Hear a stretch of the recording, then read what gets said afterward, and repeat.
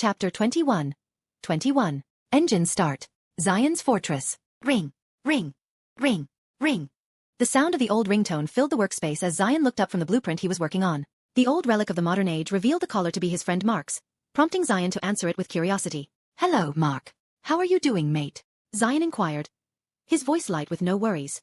"Zion," Mark answered, his voice typically warm and cheerful, now carrying an unusual weight. Zion's senses sharpened as he sensed something amiss. "What's going on, Mark?" he asked, his tone laced with unease, drawing the attention of those around. Gray Matter and Upgrade stopped what they were doing and turned to Zion. They clearly felt that something was wrong. Zion waved his hand to show it was nothing serious, but his partners just observed him for more details. "Zion, did you transfer money to Pastor's account?" Mark's question was laden with frustration. The situation was far from ordinary. Confusion clouded Zion's features as he tried to grasp the situation. "What do you mean?" he queried, trying to find the reason. Mark breathed a long sigh. The pastor was called by the bank to inform him about a large transaction to the church's account. A big company had donated $10 million to the church. The pastor was shocked and had inquired if they were really telling the truth. Pastor also called me to check it, and from the details from the bank, it was from Wayne Foundation. "So, what's the problem here?" Zion asked, his voice laced with confusion. "It's just some company donating to a church that runs an orphanage. What's the big deal? Why are you so serious?" Zion couldn't understand why his friend and father would act so seriously about some donation. "The problem is, it is from Wayne Enterprises and Gotham is hundreds of miles away," Mark replied. "So, don't you understand?" Mark nearly shouted. The frustration was getting to him. A big company that's literally on the horizon sent a donation to a small church that runs a small orphanage, and millions of dollars at that? Don't you feel that's fishy? There is nothing fishy here, Mark. Wayne Enterprises is a big company, and they make billions of dollars in revenue. 10 million is just pocket change, and they frequently donate to orphanages and other charity organizations, Zion explained, offering reassurance. But Mark wasn't easily convinced. "Zion, you do know that with that much money we could renew this whole town?" Mark now felt frustrated with Zion's lack of understanding of the situation. "I know," Zion answered. "And then why did you ask me if it was me who sent the money? The sender is clearly Wayne Foundation." "Because why would a big company donate to a no-named orphanage in a small town?" Mark didn't know how to explain. "It was just an intuition, but I thought that it might have been your work. After all, you did turn into an alien velociraptor. You thought I used my power to send you money. Like how? By robbing banks." Zion voiced, aggrieved. "Maybe," Mark replied, unsure. "I thought you were using your power to do good, you know, like Robin Hood, taking money from the rich and giving it to the poor." "So, it wasn't you?" Zion sighed and revealed the truth to his friend. "Mark, it was me who donated the money through Wayne Enterprises. It was my share from a project I am working on." "So, it was you?" Mark shouted but voice visibly relaxed. "Shut up, dude. Can't you act normal instead of doing detective work? I already told you to stop watching detective movies all the time." Zion shouted at his friend's naughty behavior. "And what is Dad thinking about this?" Zion asked after a moment of pause. He wanted to know what his father was thinking. "Well," Mark's regained enthusiasm plummeted. "He was restless the whole day before he came to the possibility that some dark organization was trying to use the orphanage to launder their black money." "What?" Zion shouted. "How did he even come to that solution?" "I don't know about that, but all I know is that he was planning on confronting all those who have their eyes on the orphanage," Mark replied. As Zion heard Mark's reply, he saw an image of the pastor with a black outer coat and a cross around his neck, looking menacing as he wrapped his hands with a bandage, ready to battle all his enemies. The pastor was ready to preach the unholy soul the path to God. Sion, are you there?" Mark called. "Why yes, I am. I was just distracted," Zion shook his head to clear distracting thoughts. "Just calm the pastor down before he does something. Just assure him that it was a donation from my boss after learning about my story." Zion quickly made up a story that his dad would believe. "Okay, I will convince him. But you are not doing anything illegal, are you? You do know that we don't need this much money?" Mark asked, worried for his brother. "No, Mark. I am not doing anything that will make the pastor feel ashamed. I am doing good work to improve the world, make it a better place," Zion assured. Zion was making the world a better place, but his methods were still questionable. Would he become a tyrant that will conquer the whole world? Or a messenger that will preach peace? Even he didn't know. After all, one of his mottos was, "Just swing it. It will all work in the end." "I trust you too, Zion." "I will call later after calming down the pastor," Mark replied. Zion smiled. "Later, mate." Beep beep. Man, that was something," Zion muttered. "What happened? Is everything okay?" Zion turned to his clone's questions. "Yep, Mark is taking care of it." "Okay." With that, they returned to their devices, no longer interested in the subject. Zion turned to what he was planning. The blueprint for the ship he was planning to construct. It was for his interstellar explorations. He only knew about the surface-level information about the Prime universe from comics, so there were many things he didn't know about this universe. He wanted to explore them. Maybe he will find another Superman on another planet. Who knows? But the exploration was for him to learn the laws of this universe and find some stuff he would need in the future. That was his plan. He would leave this solar system to explore the universe and get things he would need. He would find them, or get them, using any means possible. It was his way of preparing for the future, when he would have completed his duty. When that time came, he would leave a stronger universe behind. There was also things he was confused about in this universe. He was a bit confused with the technological level of this universe. Earth would have dimension-traveling devices, and they still didn't become an interstellar civilization. They would fight demons and celestials alike but still not expand. Why wait for the 31st century? Why are they battling for a planet when they could conquer the whole solar system? Why do they not understand that they are nothing but dust in the grand scale of things? Why do they not solve all crimes? Or world hunger? Why does poverty even exist? After thinking about it for a while, he came to an answer. The Justice League. You would think with all these threats the Earth would advance leaps and bounds. But, these group of heroes that prevent all world-ending threats made technological development useless. A civilization needs to be unified for them to ascend to an interstellar age. For unity, the whole of humanity should unite under one banner. What more than world-ending threats bring all humans under one banner? But with the Justice League present to solve all their problems, they are getting stagnated, idle in their fake peace. This stagnation limits their imagination. Maybe they need a wake-up call for them to rise. A threat so massive that even the Justice League can't overcome. This universe was dark, but it had the potential to be so much better, and they would be better, but that is in the future, not now. We need to solve the suffering now to end the suffering in the future. He would do what Superman with all his powers couldn't. He would do what Batman with all his wealth couldn't. He would become the force of nature that will make the Earth stronger, at least strong enough to survive the tides of time. To make them stronger, he needs to become a wall that they need to surpass. He told Kara that he didn't want to become Justice League's enemy. He didn't want to, but it was a must. They need to evolve to fight for what's coming, and he was okay with becoming their villain. After all, the Justice League doesn't have qualms about a villain's help if the situation demands it. So, to build power, he would gather all powers this universe can give. Maybe give the Justice League a breather before letting all hell loose. Not that they would have a calm period. A breather when all hell breaks loose with all multiversal threats unchained. He was not essentially needed to make them stronger, but he would strengthen them, as a friend or an enemy. I moved too much out of the subject. Zion cleared his throat, clearing his wandering thoughts. He turned to look at the spaceship. It looked like any advanced interstellar ship from all those movies. The ship would be equipped with all his advanced tech as it will be a research ship. It will also be equipped with the necessary amount of weapons. He would be on the ship, and he was sure he could deal with the threats himself if needed. So, not much thought was given to building a weapon system. For now, that was the outline of the ship. It was still in the designing phase. Zion, it's ready, Gray Matter called. Zion changed his focus to the object next to Gray Matter. The cube looked like a metal cube. A silver, perfectly cut metal cube. Nothing more. This was the atomic engine that would produce near-limitless energy. The cube was only slightly taller than Gray Matter, who was standing next to it. So, let's kickstart this baby, yeah? Zion smiled. Yee. Automix. He turned into Automix, the white giant with gold lines and an hourglass symbol on his chest. His head has a helmet-like visor with the same symbol. He's tall, muscular, and looks like a sci-fi character brought to life. Automix slowly walked up to the atomic engine and clasped it with both his hands. He didn't have any other power source strong enough to jumpstart this engine, but why worry when he could change into a walking atomic reactor? With that, Atomic focused his powers in the middle of the device, where many exotic radioactive materials were stored. He was using his atomic fusion powers to start the reaction which this engine would cycle to produce energy. He was also there to make sure it doesn't destabilize and blow up in his face. The time slowly moved as the atoms collided, breaking into new unstable atoms, producing energy. The reaction was small at first, not even producing the energy needed. But as the time went, the speed of the spontaneous reaction increased tremendously. Automix could feel the temperature around him rise. Gray Matter and Upgrade moved to the back to avoid the heat. Automix didn't mind the heat as he held onto the atomic engine, guiding its reaction. He didn't want to blow up Metropolis to Kingdom Come.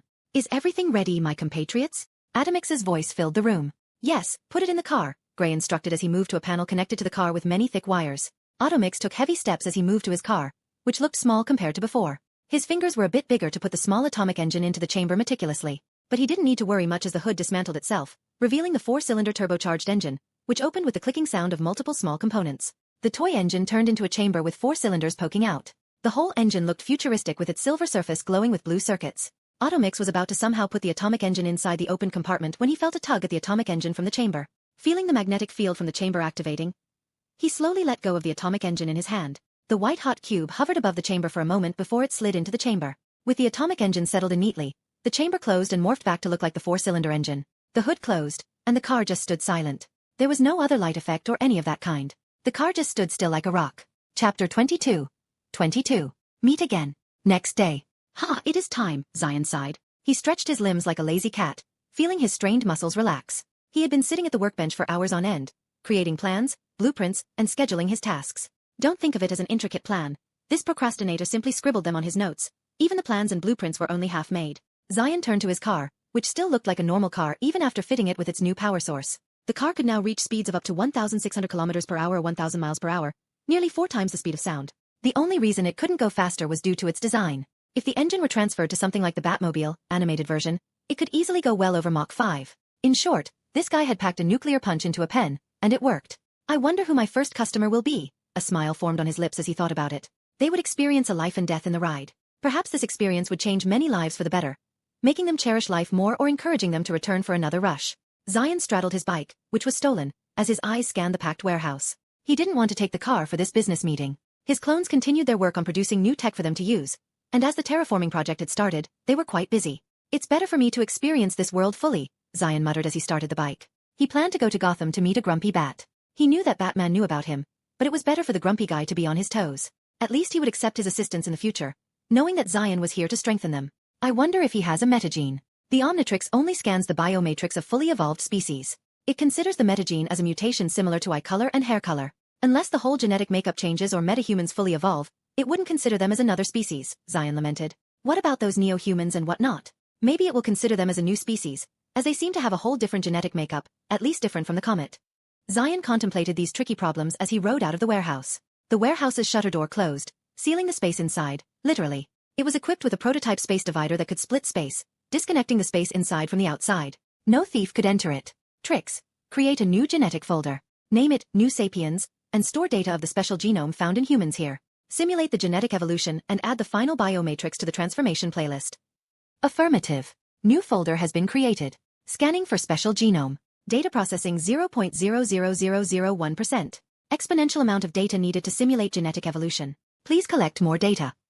Thank you, Trix, Zion acknowledged. Zion then took the highway out of Metropolis to Gotham. He needed to work on a sizable atomic engine there and wasn't planning on using any other form except upgrade. He needed to keep Batman guessing. He also didn't need to worry about using the Omnitrix for transformation as he had already activated the master control, but he kept the time out to 10 minutes, adding a little challenge and weakness to keep people off track. Zion entered Gotham in a few minutes, accompanied by distant sirens. The police who were monitoring the speed limit only saw a blur pass by, and with their primitive cars, they chased a shadow, not knowing he was already in Gotham. Not to mention, his bike wouldn't be recorded on camera. Zion drove around the outskirts before arriving at Wayne Manor. The Wayne's castle looked menacing, like a haunted house against the darkened sky. He arrived just in time for Batman to be home after playing the role of a billionaire playboy. The man literally thought of himself as Batman. I can't believe how much dedication the guy puts into his work, Zion thought. If it were me, I would have nuked them all together to Kingdom Come. But thinking back to his old days, a time of no purpose, drifting through life like a boat on a river, those days helped form his ego, a soul, yet an empty one. Would he have the will to be something more if he hadn't gotten the Omnitrix? Or would he have been a shell without a soul? Should he even care about the past that had drifted away? The answer was a big no. Hello. Zion spoke into the communication device outside the gate. Hello, how can I help you? A voice resembling Alfred's asked. I am here to meet Bruce. I am Zion, and I have an appointment, Zion said. There was a pause for a moment, but the butler's voice came through. I was expecting you, Sir Zion. I know, Pennyworth. But do you worth the penny? Zion tried to joke but only got himself embarrassed. Yes, the butler answered. Zion entered through the now open gates and parked his bike before the entrance. The venerable butler was already waiting for him at the door, ready to welcome him. Zion had a slight smile as he extended his hand for a handshake. Nice meeting you, Alfred. Likewise. Alfred took his hand respectfully. Master Bruce is waiting for you. Zion nodded before following the old butler, while carrying 2 metallic suitcases. They traversed the clean corridor before arriving at an old clock, which the butler adjusted to reveal a hidden door. This was the entrance to the Batcave. Zion followed Alfred through the spiraling staircase. The staircase darkened for a bit before leading to a metal door. The butler operated the panel with natural movements, prompting the metal door to slide open, revealing the Batcave. Zion scanned the cave and the things stored in it. Last time, he didn't have enough time to look through Batman's collections. The iconic dinosaur stood menacingly, the big penny, a giant Joker card, the Batmobiles, and some other iconic stuff. Zion looked at the Batcomputer he had occupied before and noticed another one beside it. Batman had brought another Batcomputer after he had hacked the first one. He also noticed, like how could he not, Batman in his iconic cowl. The Dark Knight was dressed up for his daily patrols. You are here, Batman stated. Yes, I am here, Zion replied, imitating the Dark Knight's deep voice, causing Batman to glare. Zion just shrugged off Batman's gaze. So, where do I work? Batman turned without a word and walked to a separate section of the Batcave. This section of the cave was filled with machinery, and some of the gadgets from Batman's arsenal were displayed on the walls. You can use the devices here, and if you need something, just ask Alfred. He will get what you need, Batman stated. Neat, you even have a lithography machine, Zion exclaimed as he gazed at the bus-sized machine sitting in the middle of the room. When will you be able to finish it? Batman inquired. Depends on the size. I think you want to light up the whole Gotham, so, a week minimum. Zion gave a time limit. He was able to build a small-sized atomic engine in a day, and that was also with second-rate equipment upgraded by upgrade. Now, with Batman's cutting-edge technology and upgrades, he should be able to build it within 6 hours. But he would need to build a massive chamber for the atomic engine. The atomic engine produces energy, but the chamber is what converts the energy. It might take a whole day of work to build the chamber. Jury-Rig was able to build it due to his dexterity, but Zion was only planning on using upgrade with Batman for now. Okay, Batman replied before he walked away.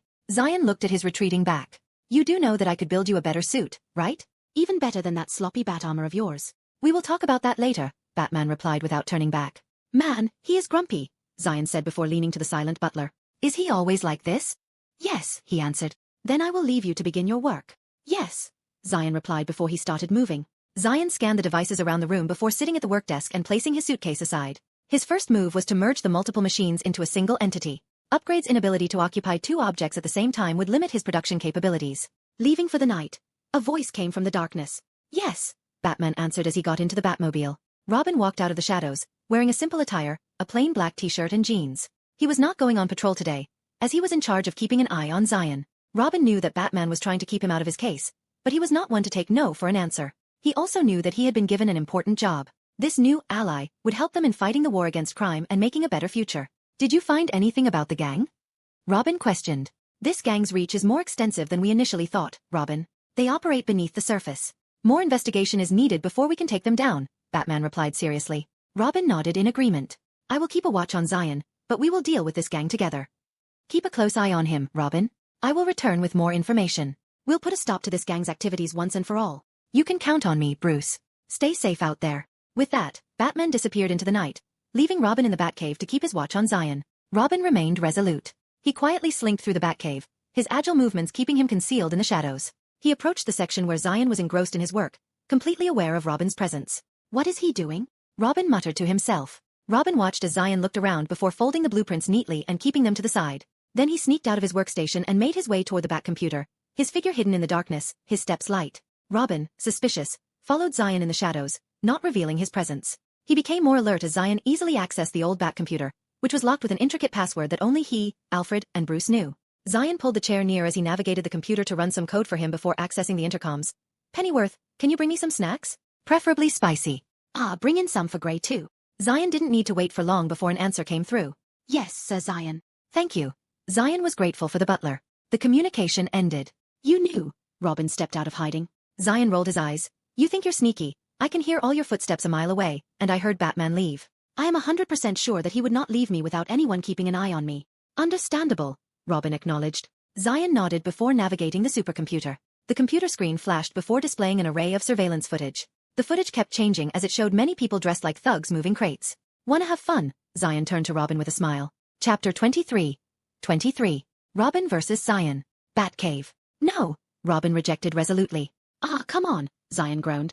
No, we ought to be here. Robin was determined not to let Zion run around in his city. You know you want to go help Batman, and we could go beat up these thugs that are transferring weapons for the gangs, Zion pointed. Zion knew that Robin was a snoopy little teen who liked to poke his nose around. Robin was inherently curious and had a high sense of justice. Here, Sir Zion. I have brought the snacks you asked for. The venerable butler returned with the snacks. Thanks, Alfred, both said. You are welcome, the butler returned. Zion waited until Alfred was gone before he turned to Robin. Why don't you decide after checking out the prototype suit I made? Suit. Robin was skeptical. Well, I made it for Batman, Zion spun in his chair. But I don't think he would like to use it. But you, my friend, can be my guinea pig. Bring your uniform, and I will show you what I can do for you.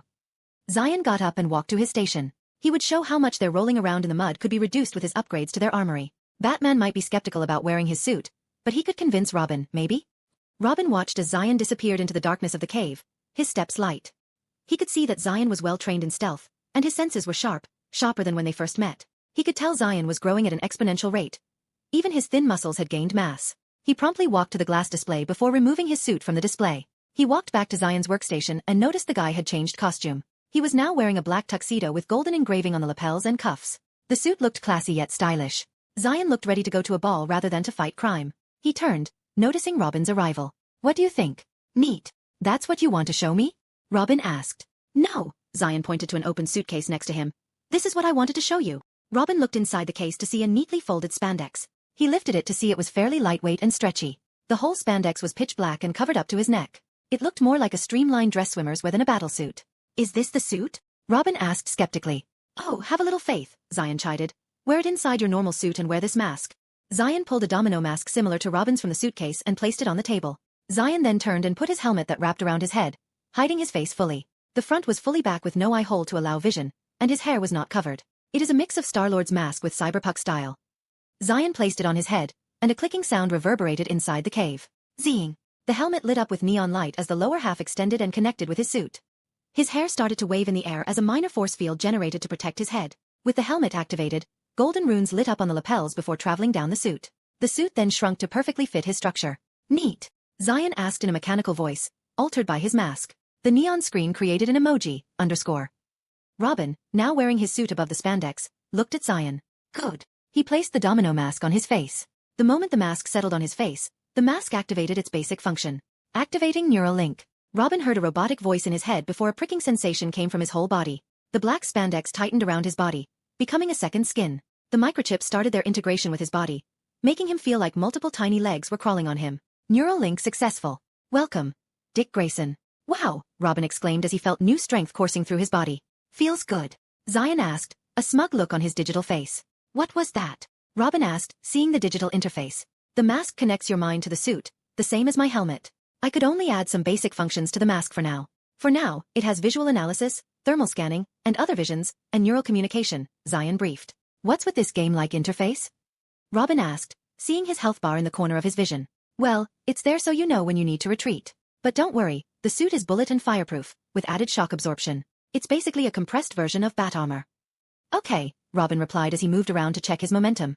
Robin started by walking before he started running around before running out of the section. In the vast expanse of the Batcave, he sprang into action. His movements were fluid, almost balletic, as he leaped and twirled through the air. He could feel the easy eye. His moment as if he was walking in air. Robin grinned. Let's see what this suit can do. He performed breathtaking acrobatics, somersaulting in the air, spinning with precision, and landing with remarkable grace. The suit responded effortlessly to his command, enhancing his already impressive agility. It's like an extension of me, Robin muttered to himself. Robin's performance in the Batcave was nothing short of extraordinary. He pushed the suit to its limits, pushing his own boundaries. He executed complex flips, kicks and spins, making it seem as if the very air obeyed his every wish. Zion walked back to the Batcomputer. The algorithm had already found the hideout of this odd group.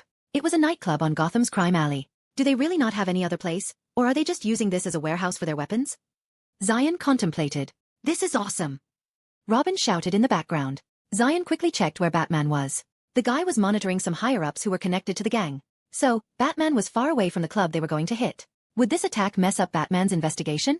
Absolutely. But Zion was not planning to help Batman take down this new gang. Let's put the suit to the field test, shall we? Zion asked as he turned around. Robin was walking toward him with a smile. The suit gave him a rush he had not experienced. No, Robin rejected. Zion's mask reflected his shock. Why? Because you came to make us a generator, not to play the hero, Robin explained. You think you can manipulate me, but you need to try harder. Robin revealed a cocky smile, having figured out Zion's plan. Well, what makes you think you can stop me? Zion asked, shedding his goofiness. Well, why don't you try? Robin accepted the challenge. Oh ho, confident are we?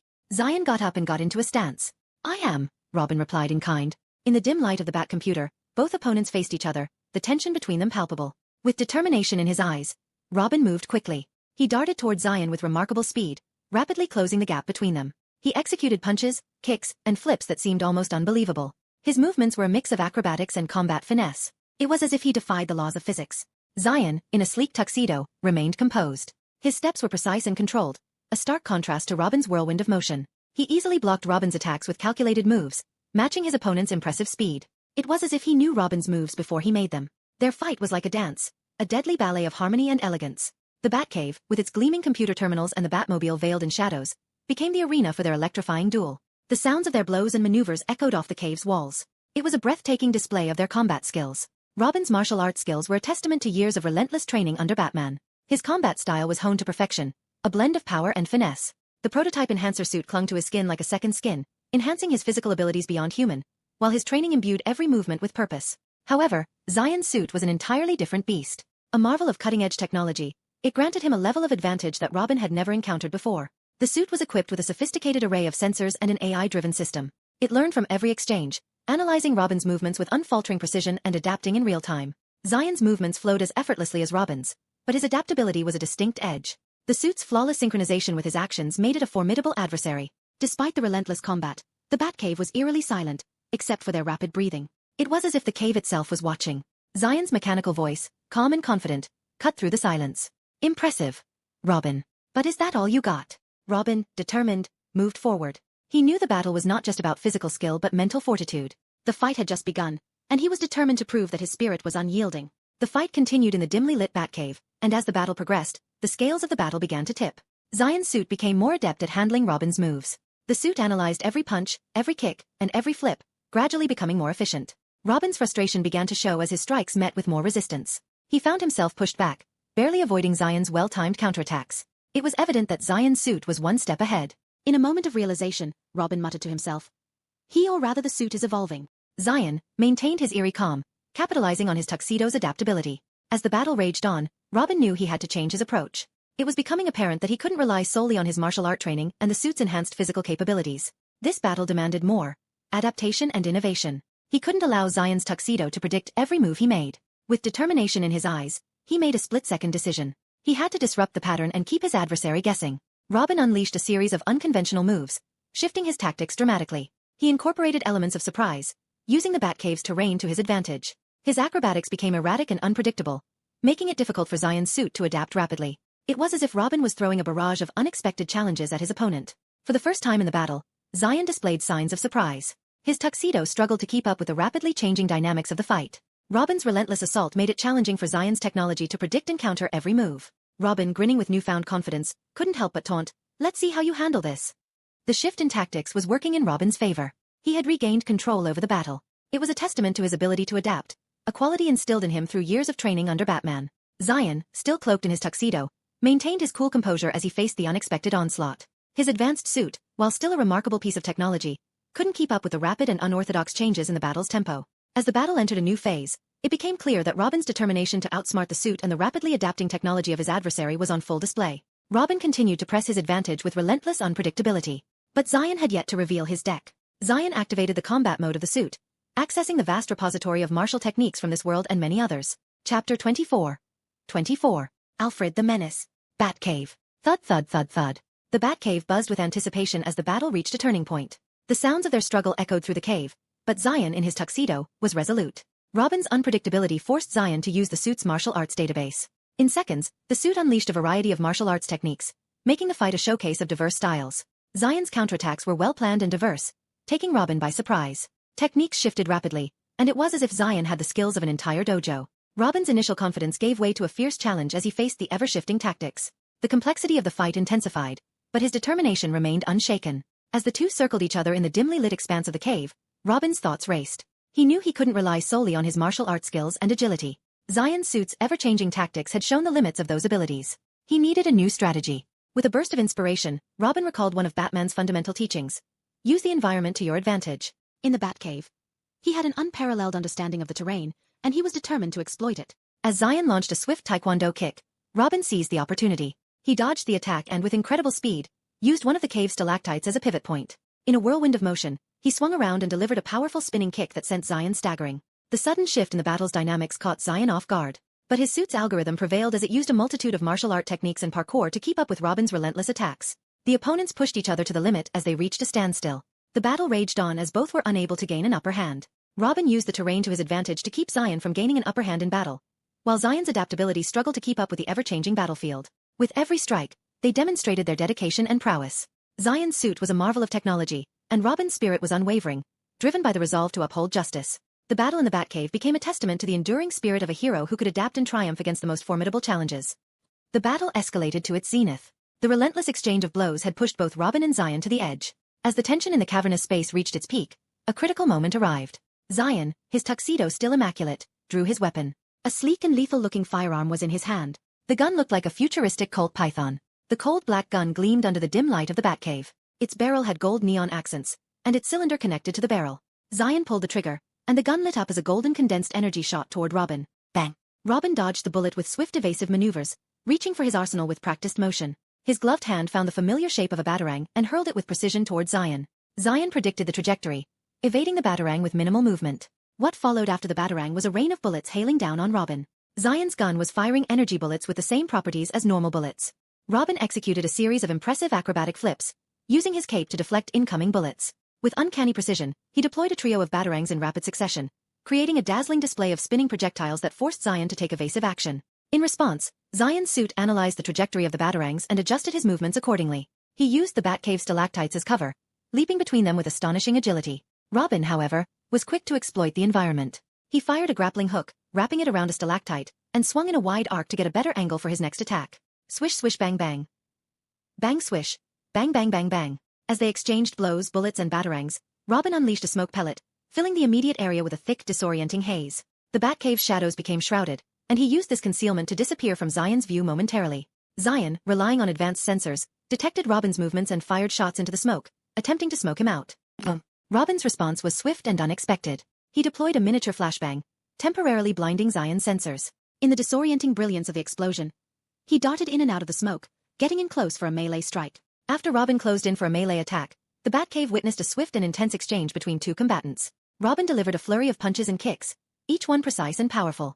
Zion, in his tuxedo, responded with evasive maneuvers and counterattacks, all executed with machine-like precision. Their every exchange was a blur of action, leaving afterimages in the dimly lit cave. The Batcave's ancient stones absorbed the impact of their blows, echoing with the sound of rapid strikes and precision kicks. Amidst their exchange, Zion, in a blur of movement, performed a sweep kick, causing Robin to leap back. Robin retaliated with a batarang.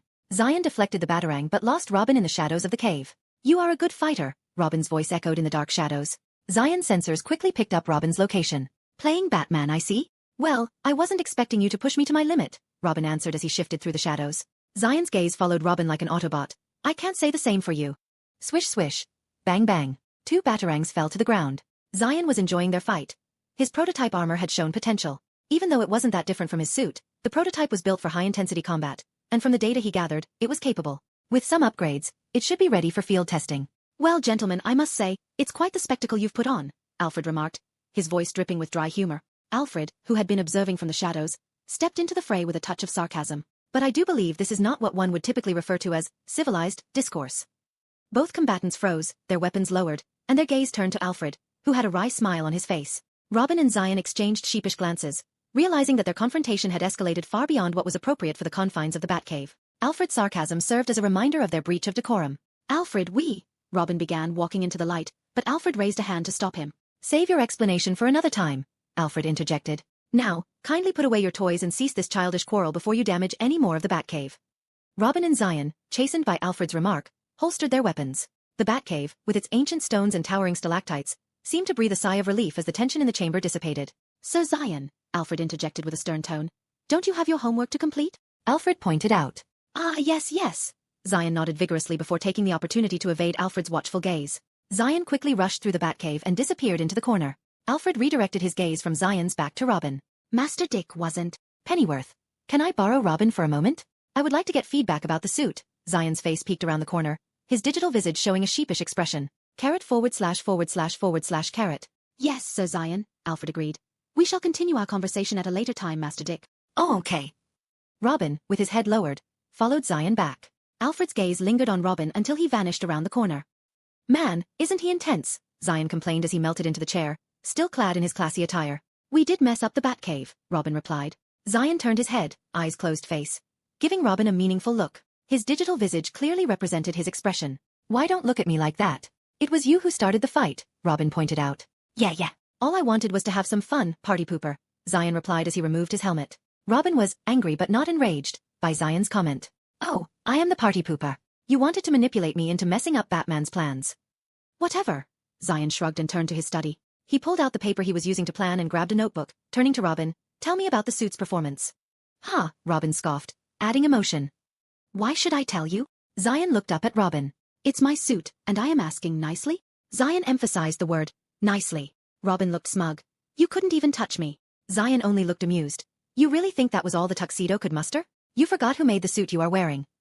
"Even if you made it, I was the one who piloted," Robin replied. "Robin, if I wanted to defeat you, all it would have taken is a bullet."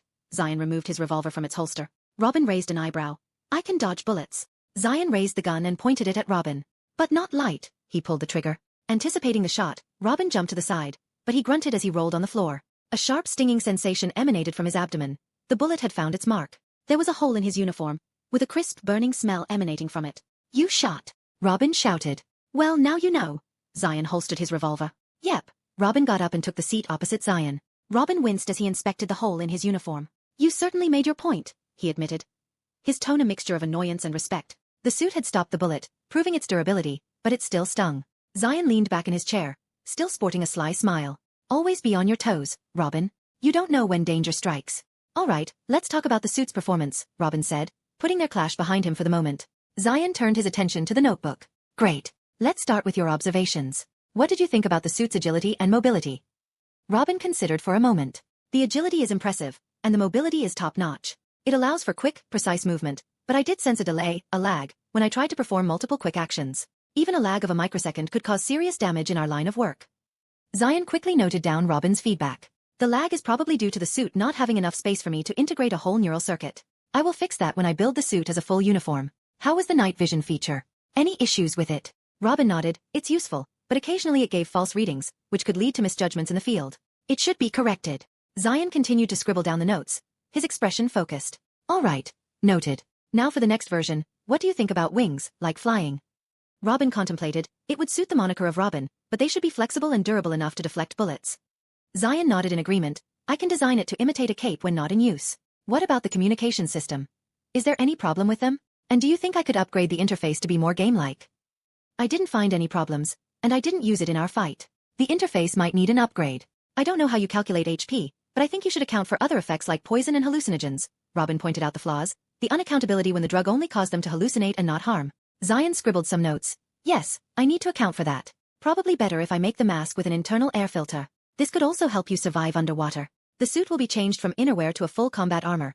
This will give me enough space to work with. A cape made of more resilient memory cloth could help you turn it into wings, but I would need to add some anti-gravity properties to it. Nth element could work. I will just order some. Then the gadgets, utility belt, and such. Need to compress the compartments and reduce the size of the gadgets. Micromechanics could do the trick for now. I also need to make the design look menacing enough with its functionality high." Zion kept muttering all the upgrades he could do, leaving Robin taken aback. Chapter 25. 25. Reasons. Batcave. Engine roar. A sleek black car rolled into the sparsely lit Batcave, stopping when it arrived at the platform. Click. Shut. The door opened with a click, and Batman exited his Batmobile, only to notice clear signs of battle. For clear definition, there were metal frames with dents similar to bullet marks, the birdarang sprawled around the floor, and a clear mark of a smoke bomb explosion to go by. Batman became alert, his eyes scanning the Batcave for any hidden assailant. His hands naturally reached for his belt. His fingers traced the cold metal of his trusty batarang. "Seems you are back, Master Bruce." Alfred's voice crackled through the intercom. Batman relaxed a bit, his fingers still tracing the batarang.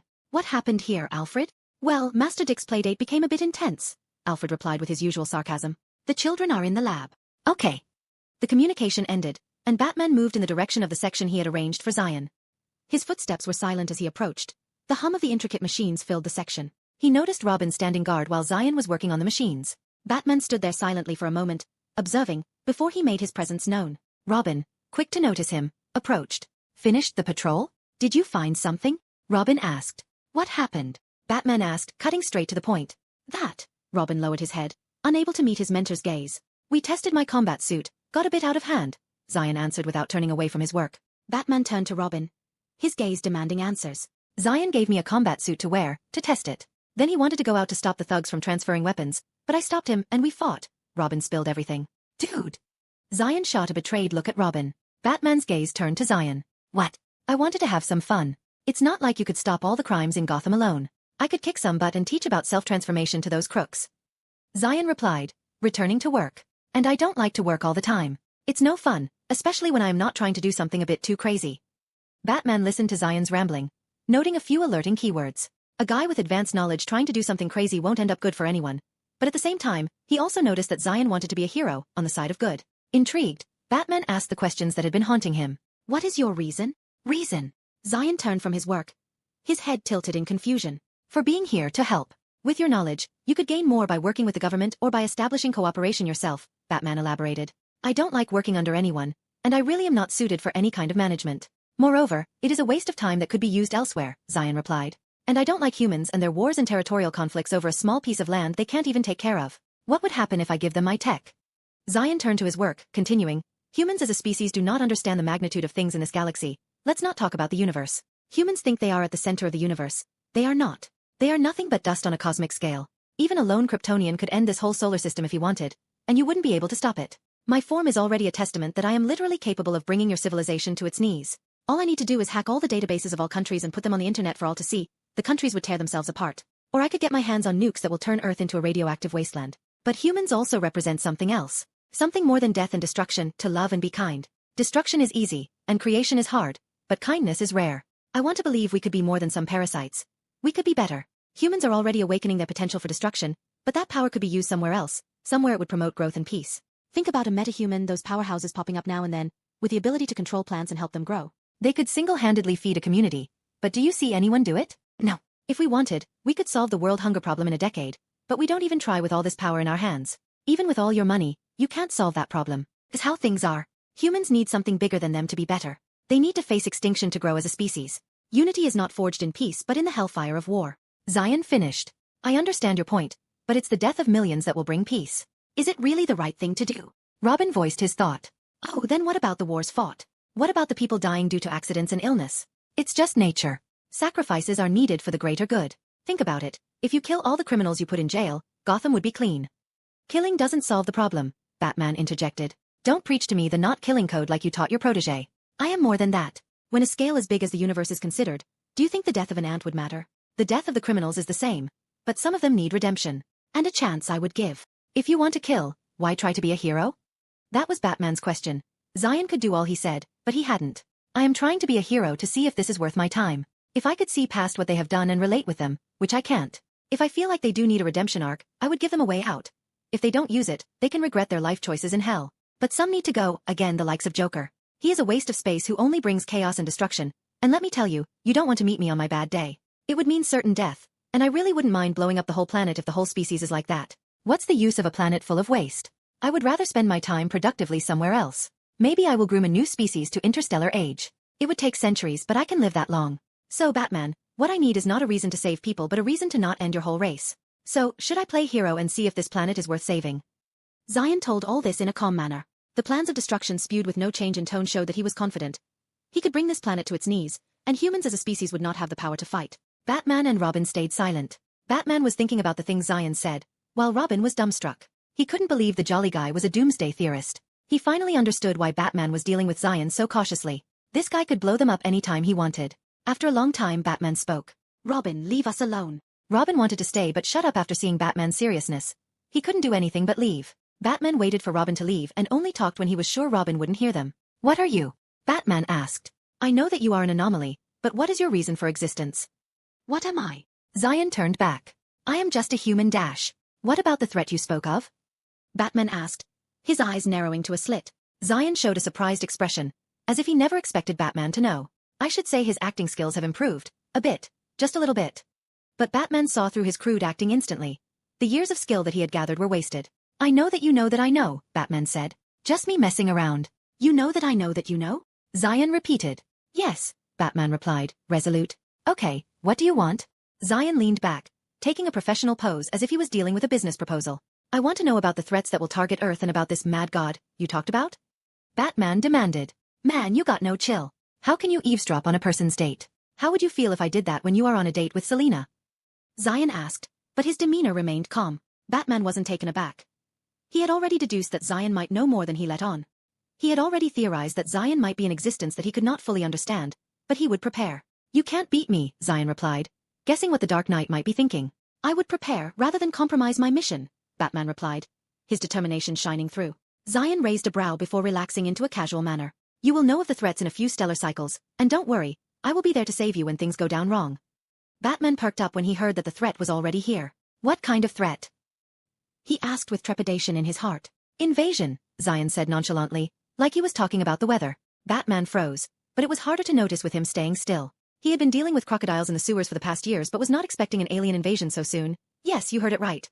He had already hypothesized about it since the attack on Metropolis. And with Superman flying around, it wasn't a hard guess. Size? Batman asked. Few thousand, Zion answered. Powers? Sub-Superman level. Weaknesses? High-frequency sound. Batman grunted. It was his way of saying thank you or okay, I think. He then turned and left without a word. He had gotten enough details to at least create a contingency. He now needed to prepare weapons that would work on these invaders and a bunch of other things.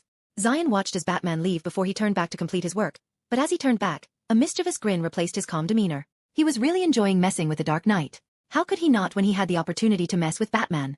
No one in the Justice League could, or get to, mess with Batman. Only he could do that, for a limited time. Now that he had rolled the die, he could only wait for the cause to take effect. Maybe he would roll a 20 as a lucky shot, or might be a resounding one. Well, he could only watch for now.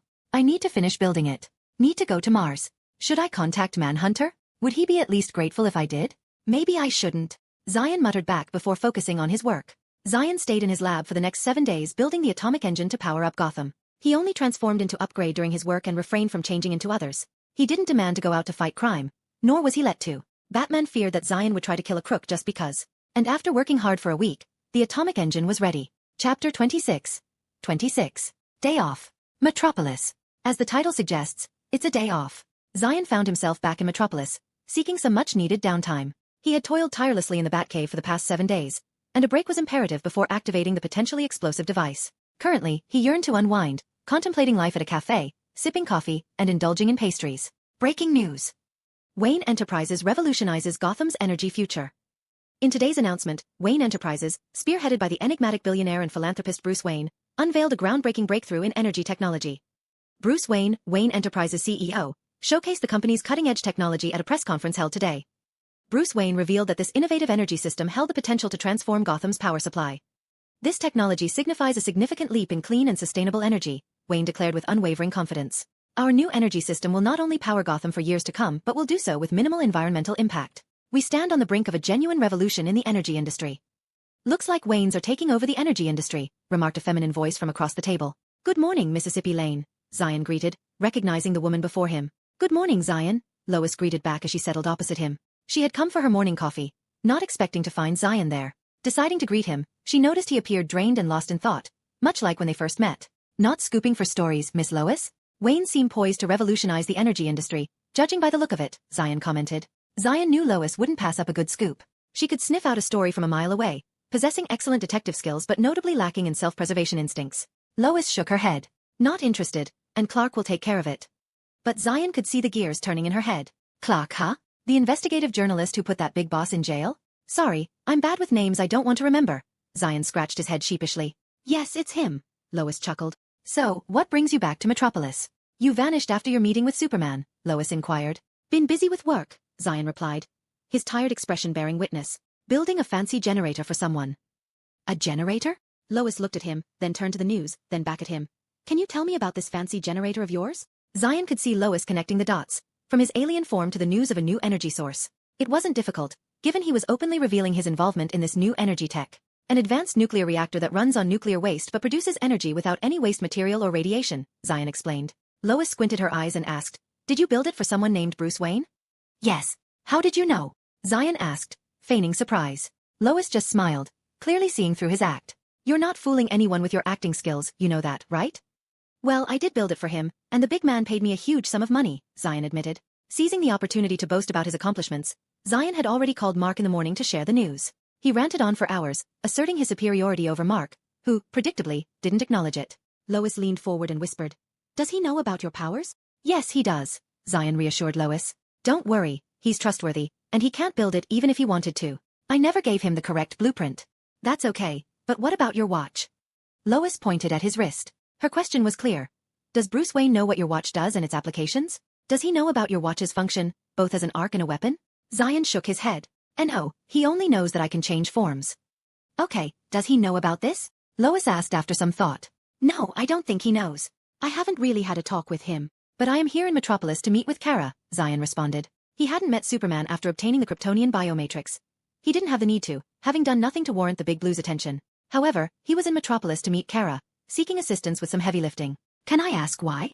Lois queried, an understanding smile forming on her lips. For the second date, Zion replied with a grin. So, planning to become a super couple?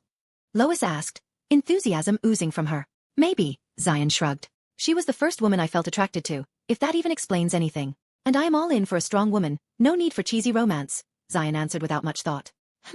Lois nodded in understanding but teased. But be careful not to get your heart broken. She seems like a strong girl, and winning her heart would be harder than any Earthwoman. Well, I hope to impress, Zion smiled. Lois smiled but got up to leave. Good luck, but I've got to go.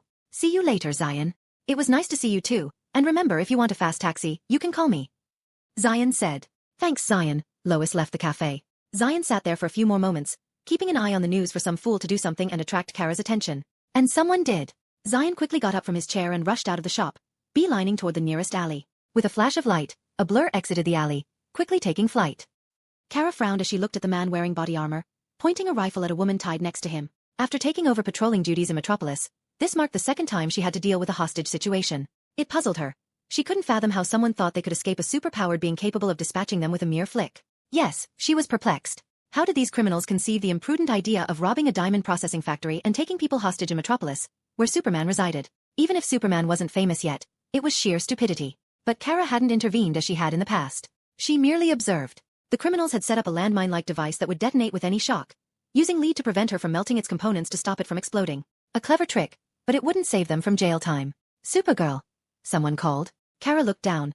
It was a police officer in charge of the hostage situation. The man had a stern face, dark skin, black eyes, an imposing build, and his blue uniform clung tightly to his body. He gazed resolutely at Kara. What is it, officer?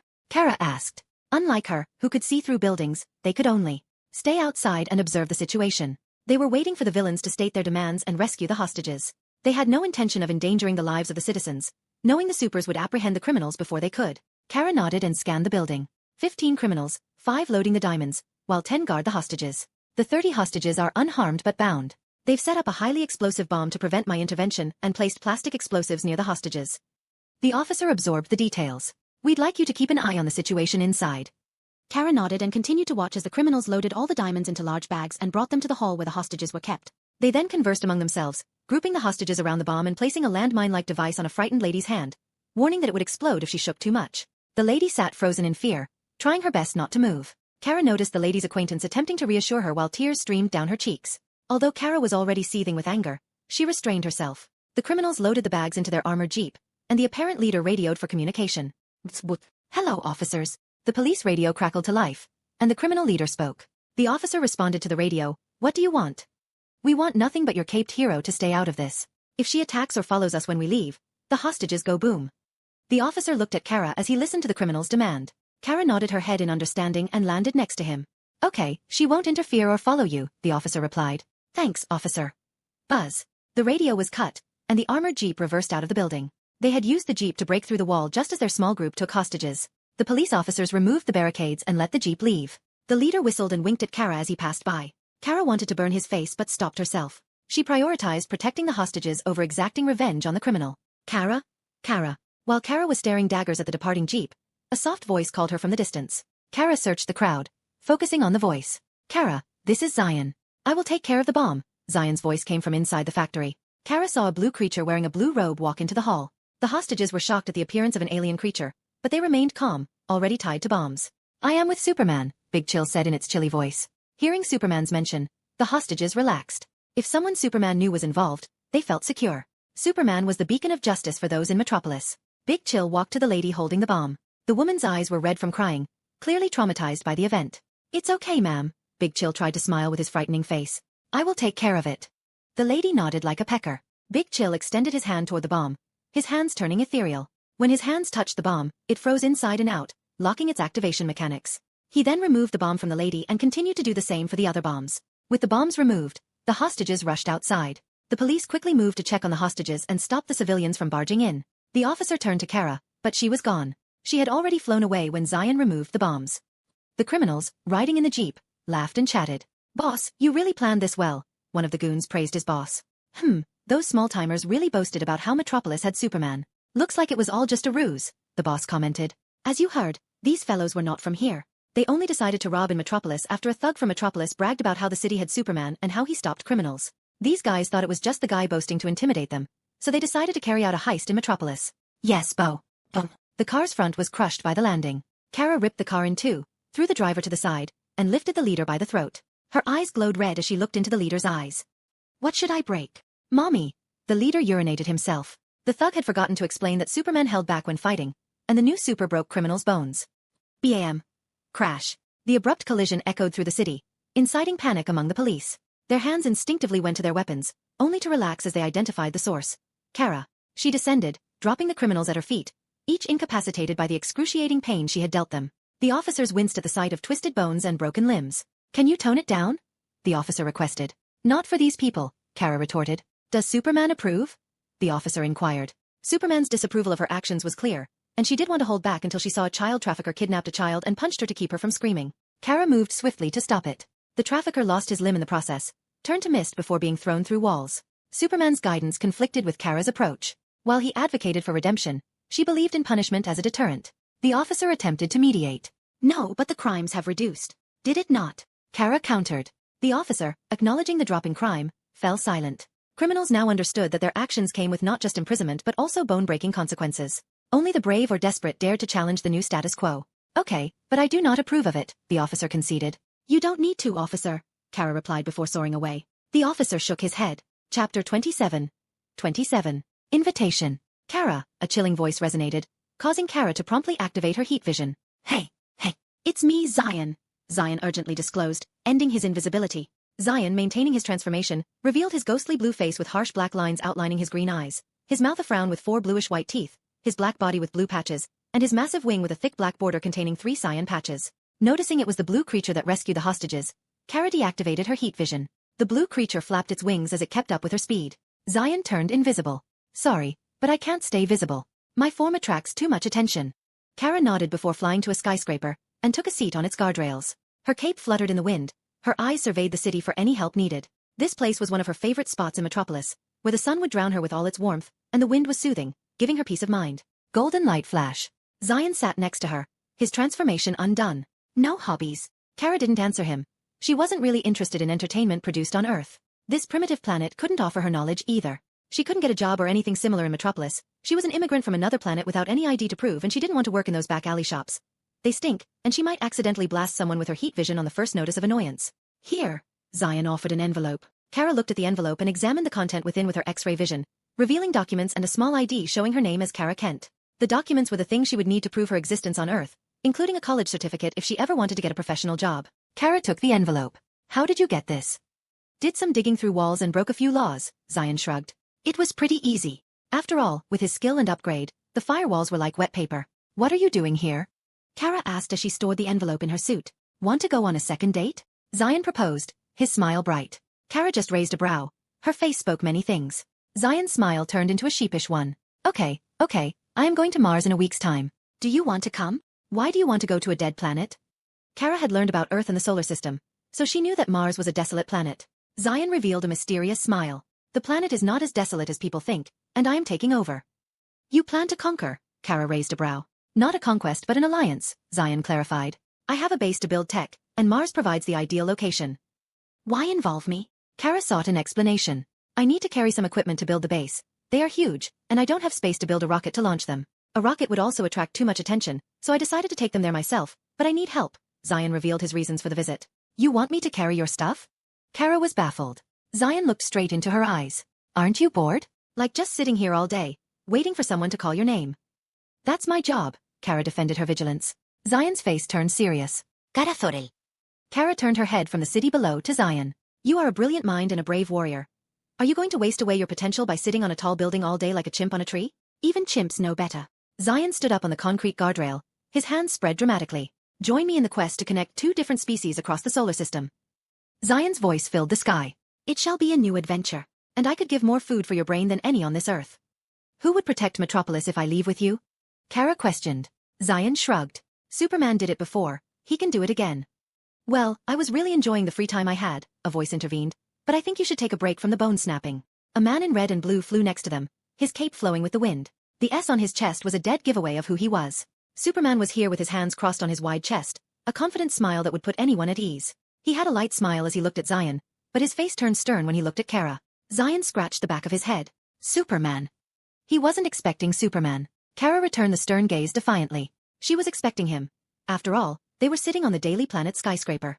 "We had this conversation before. Stop breaking people's bones," Superman sighed in frustration. It was not that he didn't understand Kara's reasoning, but they represented something more than just superpowered cops. They were here to make a difference. They can't be wrong examples by taking the law into their hands. "We stand for something more. We are to inspire hope. We do not harm people for their crimes. The cops and law are there for it." Kara frowned. But the law is full of holes, and the cops are full of crooks. How can justice be served by these people? That's why we inspire people to be good and support those who want to do good, so they can do it without fear knowing that we are here to help. Superman was feeling frustrated. He was being patient. Kara was still young and inexperienced. He hoped she would turn around, but she only retaliated more. I want you to take a break from crime fighting. I let you take care of it because I hoped it would help, but it is not. Your anger only grows with each day, and I think it is time for you to take a break.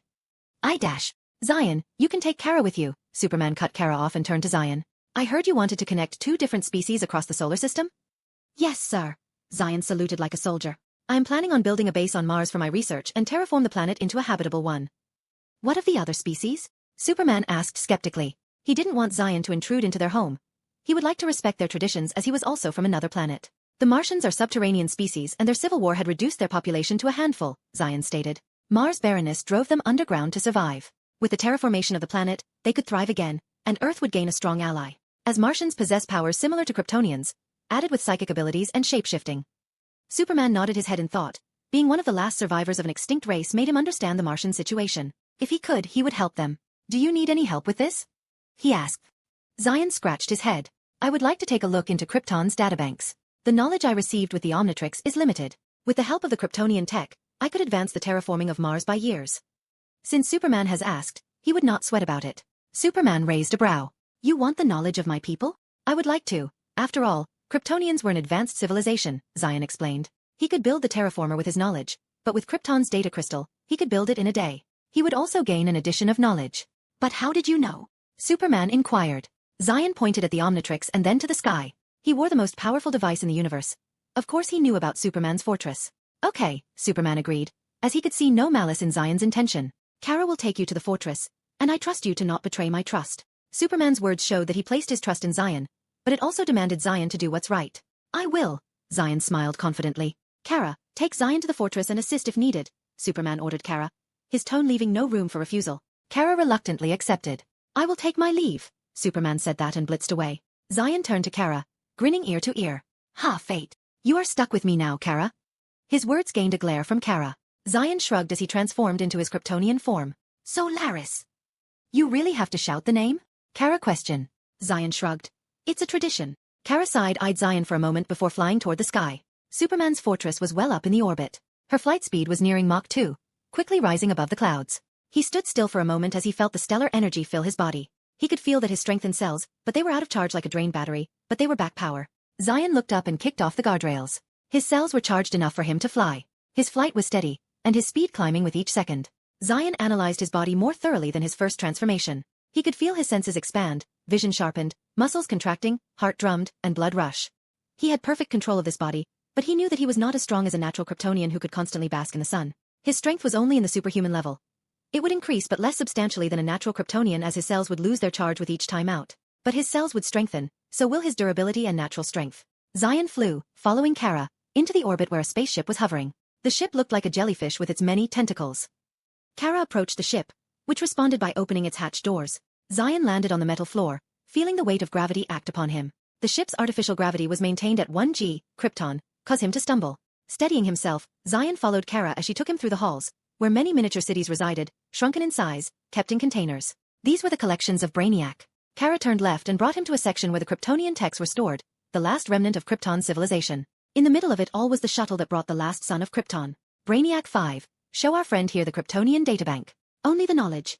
Kara instructed the ship's AI. She then turned to Zion and pointed at the metal door behind the shuttle. You can study there. It is equipped with the data chamber. Zion gave her an appreciative nod. Thank you, but you are coming with me to explain if I have doubt. Zion smiled in a way that would make Kara want to punch his face. He immediately rushed into the chamber, escaped an imminent punch, and found the holographic table with a headband with the House of El symbol. He promptly crowned himself and System AI started his lessons. It started from the very beginning of Krypton, its history, then its politics and sociology, and many other subjects. The AI was only starting its beginner lessons.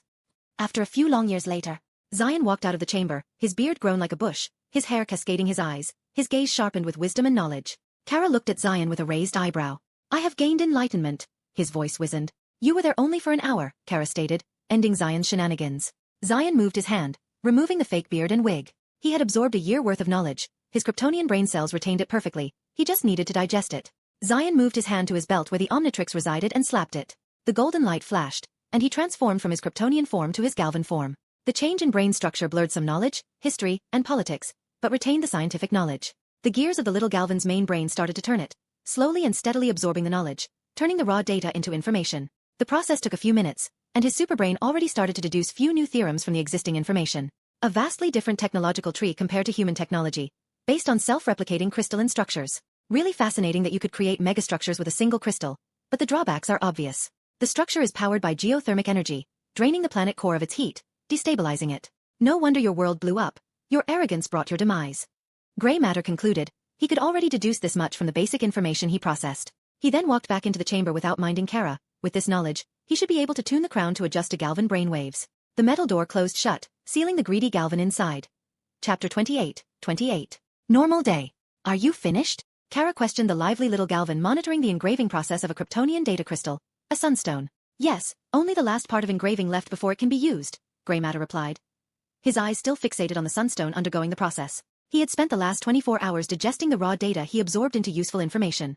Fully grasping the mechanism behind the crystalline structure, he programmed a new one that would help him form a base and terraform Mars into a habitable planet. The bots completed the process, handing a pure white crystal that shone blue under the holographic monitor. The seemingly normal crystal contained everything he needed, and it was only double the size of Gray Matter. It's done, Gray Matter rejoiced. Are we going to leave now? Kara was bored out of her mind. The last 24 hours were a waste. Gray Matter didn't even turn his gaze at her as he absorbed the knowledge. She had to roam around the fortress to stave off her boredom. She couldn't even go back to Metropolis since Superman ordered her to help Zion. After a few hours of touring, she could only go out into space to charge her cells. She liked the feeling of the young soul. An exhilarating surge coursed through her veins. A profound vitality awakened within her. It was as if every cell in her body was enlivened with cosmic energy. It was euphoric. That's how she spent the rest of the hours, bathing in the sun. The unfaltering void of space allowed her to absorb more concentrated stellar energy than Earth. The atmosphere scattered the light and reduced its concentration. She felt stronger than ever with each sunbath. Let's go, Zion, now in his Kryptonian form, called, storing the crystal in his suit. Mars. Kara inquired. No, I need to activate a nuclear bomb in Gotham, Zion answered as he walked toward the hatch. A bomb. Kara puzzled, trailing him. Zion kept walking as he answered. I built a reactor for Wayne Enterprises. They should be assembling the parts, and I need to be there to monitor it. That thing would power Gotham for centuries. Kara stopped as the hatch opened, the air rushed out, the gravity zeroed, and the pressure quickly dropped to null. Zion looked at the ancient bright white glowing ball of fire in the distance. His drained cells danced in joy as they greedily absorbed the stellar energy, strengthening themselves. His eyes heated up for a moment before he suppressed the energy. Zion turned to Kara and gave her a nod before jumping out toward Earth. He let gravity drag him as he turned to Kara, only to see her follow him. They both fell through the thermosphere, the air lit up around them. Zion quickly adjusted his speed and slowed down his descent. Kara did the same. Let's go to Metropolis and take my car to Gotham. Zion adjusted his course. Why should I follow? I did what I was meant to, Kara gave her answer. She didn't want to spend more time with this fellow. Zion looked at her with a victorious grin that could earn a punch. Superman ordered you to help me until I finished terraforming, so you are coming with me to Gotham. You are stuck with me, remember? Kara clenched her fist and let out a deep breath to calm herself. She wanted to test her strength on Zion, especially on that punchable face, but restrained herself. They quickly flew to Metropolis and landed where Zion had parked his car, in front of the cafe. Zion turned to Kara, who was still in her uniform. Are you gonna come in that? Kara gave him the side eye and vanished for a moment, reappearing in a new set of clothes. A white long-sleeve shirt folded to her elbow and tight black jeans. The style fit perfectly with her shoulder-length hair and strong personality. Zion got into his car, his transformation undone, and Kara got in the passenger seat. The car roared to life and quickly vanished into the traffic. Zion kept his eyes on the road as he blitzed past the vehicles at high speed. Everything blurred as he drove, his car's AI handling most of the driving. Skipping the awkward silent drive, Zion parked the car before Wayne Enterprises' main building, the skyscraper extending to the skies, dwarfing the buildings nearby. The paparazzi and journalists were waiting around the building like hawks, seeking any info on the new energy tech. Zion quickly beelined to the entrance and showed the ID that Batman had given him to use when he arrived. The security quickly let them in, stopping the reporters from getting in the way. Zion, yo Zion, a voice called from the crowd. Zion stopped in his tracks to look at the person who called. It was a red-haired youth in a brown leather jacket, a camera gripped in his hands. Jimmy Olsen waved his hands at Zion with a bright smile. Yo, it's me, Jimmy. Zion looked to the guards and ordered. Let him in. The guards complied as Zion's identity showed he was the leading scientist. They didn't question why a young person was a leading scientist, but the ID showed he was important, and they had received an order from the boss to let the person named Zion in. Jimmy talked with someone behind him before walking to Zion. Thanks, man. Why are you here? Zion questioned. The Wayne Enterprise had already announced the new energy tech, even if it was just downgraded info, so the journalist shouldn't be here. Just here to get a scoop on Wayne Enterprises' latest invention. We've got an appointment with someone from R&D, Jimmy answered. Well, good luck, Zion wished. Why are you here, Zion? Jimmy asked, not expecting to meet Zion of all people in Gotham. Well, Zion wrapped his arm around Jimmy's shoulder and pulled him in, whispering, I am the guy who invented the tech. Jimmy doubted his ears as he turned to Zion, his face showing his thoughts. You made it. Zion smiled. I did. Jimmy turned his head and checked the other journalists waiting. He then turned to Zion and asked in a whisper, Can you give us an exclusive insight? Jimmy, always chasing the big stories, Zion smiled. Jimmy shrugged. Work habit. Okay, come with me. Zion removed his hand from Jimmy's shoulder, gestured him to follow as he walked to the third elevator. Jimmy turned back and called his associate. Clark, come fast, man. I got us an exclusive insight. At Jimmy's call, a man with black hair wearing thick spectacles walked out from unrest crowd. His steps were steady, his posture slightly bent, wearing a baggy shirt and jeans. The man walked toward them and stood next to Jimmy. Zion, meet Clark Kent, one of our investigative journalists. Jimmy introduced his colleague to Zion. Clark, this is Zion, the guy who met with Superman. Nice to meet you, Mr. Kent. Zion extended his hand for a handshake. Clark returned the gesture, acting natural. Nice to meet you too. Well, let's talk as we get to the subject, shall we? Zion got into the elevator. He pressed the ID to the panel as the last of them got in. The door shut tight before the elevator began to descend. The silence in the elevator was only broken by the elevator music. The elevator stopped 4 floors underground, and the metal door opened to reveal a huge shape with a massive machine sitting in the middle. The machine was a half-finished sphere with many wires attached to it. Its intricate mechanism interlocked with each other in a complicated mess. The parts inside the sphere were utter chaos to the mind. What are you all doing? Do you have permission to be here? Asked the man in a white coat. The ID on him revealed him to be an assistant engineer. The question is, what are you doing here? Zion asked with a frown at the mess of his work. These folks were messing up the whole thing. They had connected the energy relay to the capacitors without a transformer, which, if not corrected, would erase the whole of Gotham when the atomic engine gets activated. This was one of the major issues. There were other thousands of smaller ones. Zion had built the parts like a Lego puzzle, each piece taking an important job in the conversion and transfer of energy. One mistake, and the whole thing goes boom. This was not only a technical error but a human error, a massive one at that. It was his human error. He should have written a manual for assembling the chamber, which would have been 10,000 pages. And who are you? Asked the engineer, irritated at a child questioning him. Zion threw his ID to the man before walking toward the conversion chamber of the atomic engine. The sphere being an intricate mess irked him to no end. It was the feeling of someone scribbling on your best artwork. You would want to stab them to death. All of you, stop working. Zion roared. The experts who were studying the mission froze at the angry roar. They turned to see a young man with an enraged frown. Those who were working on the engine were the best Wayne Enterprises could offer. They were the best in their field, called to assemble this monster. Why are you asking us to stop working? One of the seniors asked. Why? You are messing up the energy conversion array and jamming up the relay. You want Gotham to vanish when this thing starts. Zion's question made the senior frown. Who are you? The one who built this. Zion crossed his arms. The senior was a bit shocked, at the ingenuity of the creation and at the age of the creator. He was clearly not expecting it to be someone so young. It is true there are geniuses, behemoths, in the scientific field who are young. Even he was called one. But he never expected this young man to be the one to build the machine that was giving him a headache. The machine was simple yet complicated. It was like understanding what each block represents but never knowing how they build a tower. You built this. The senior became skeptical as he thought of the face. He did, another voice answered instead of Zion. 2 men walked toward the machine side by side, their footsteps echoing off the concrete floor. One was in his prime, a commanding figure with a tall athletic build, dressed in a finely tailored suit. His hair, jet black, was perfectly coiffed, his chiseled jawline accentuating a strong, determined countenance. The other, much older, dressed in a sharp gray suit. His salt and pepper hair was impeccably groomed, adding a touch of sophistication to his appearance. Behind a pair of rectangular glasses, his intelligent eyes hinted at a mind constantly at work. Bruce glanced at the unfamiliar presences as he walked next to Zion. You brought company. They are friends, Zion answered. It is a pleasure to meet another brilliant mind. Lucius extended his hand. Zion returned the gesture. The pleasure's mine. Lucius shook his hand and turned to the engineers. There seems to be a problem with how our people assembled your engine. Well, they did connect the things wrongly. Nothing would not have gone wrong if we had started it. It would have been only Gotham disappearing from the face of the earth. Zion's voice filled the space, sarcasm oozing. The scientist froze in place. Lucius was calm, Bruce didn't even flinch, and Clark frowned. Jimmy was shocked, and Kara was, well, Kara. So now get out, Zion pointed to the elevators. People, I think you all need a break, Lucius suggested, trying to smooth things out. Zion watched as the scientists stopped working and left like hawks. Chapter 29. Fixing. Zion sighed after the engineers left. I will just do it, Zion sighed as he operated the Omnitrix. The golden holographic disc displayed the form. Zion looked through it for a moment before he found the form he needed. It was one of the alien in an old playlist. Zion pressed the side and the core ejected. Fast track. The golden light flashed, leaving a humanoid feline-like creature with a black-blue color scheme. His hands, legs, chest, and part of his head colored blue. Black mask-like fins around his green eyes, a triangle-shaped nose, a thunderbolt-like design on his chest, and a triangle one down his back. He also had spike-like blades on his arms and legs. Fast Track blurred and appeared next to the conversion chamber. He moved around at high speed as he checked the device before a blue-black blur filled the space. The normal people watched in amazement as the machine was quickly dismantled and reassembled. It was like watching a video in fast forward. Fast Track stopped next to the group, his hands on his chin. I have made some slight modifications, but all in all, the device is good to go. Should we start it now? Fast Track turned to the other with the question. He quickly noticed the oddity as the group just silently observed him. What? He questioned. Lucius removed his glass and massaged his eyes. I wasn't expecting that. Whoa!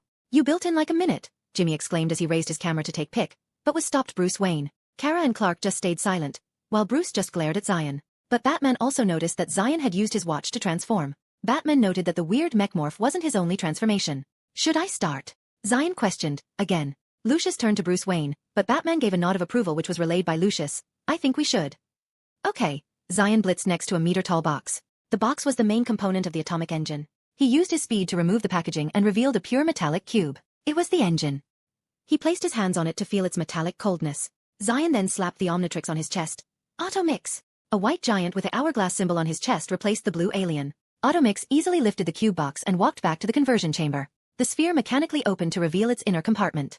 Since the engine was quite big, Automix didn't need to rely on the magnetism to place it in the chamber. The cube smoothly slid into the chamber, and the chamber closed. The machine stood still, showing no movement. It was not on. Automix took a step back and raised his hand, focusing his powers inside the generator. I pray that we all don't meet the Lord. Automix's respectful tone undermined his statement, but those with quick mind understood what he was saying.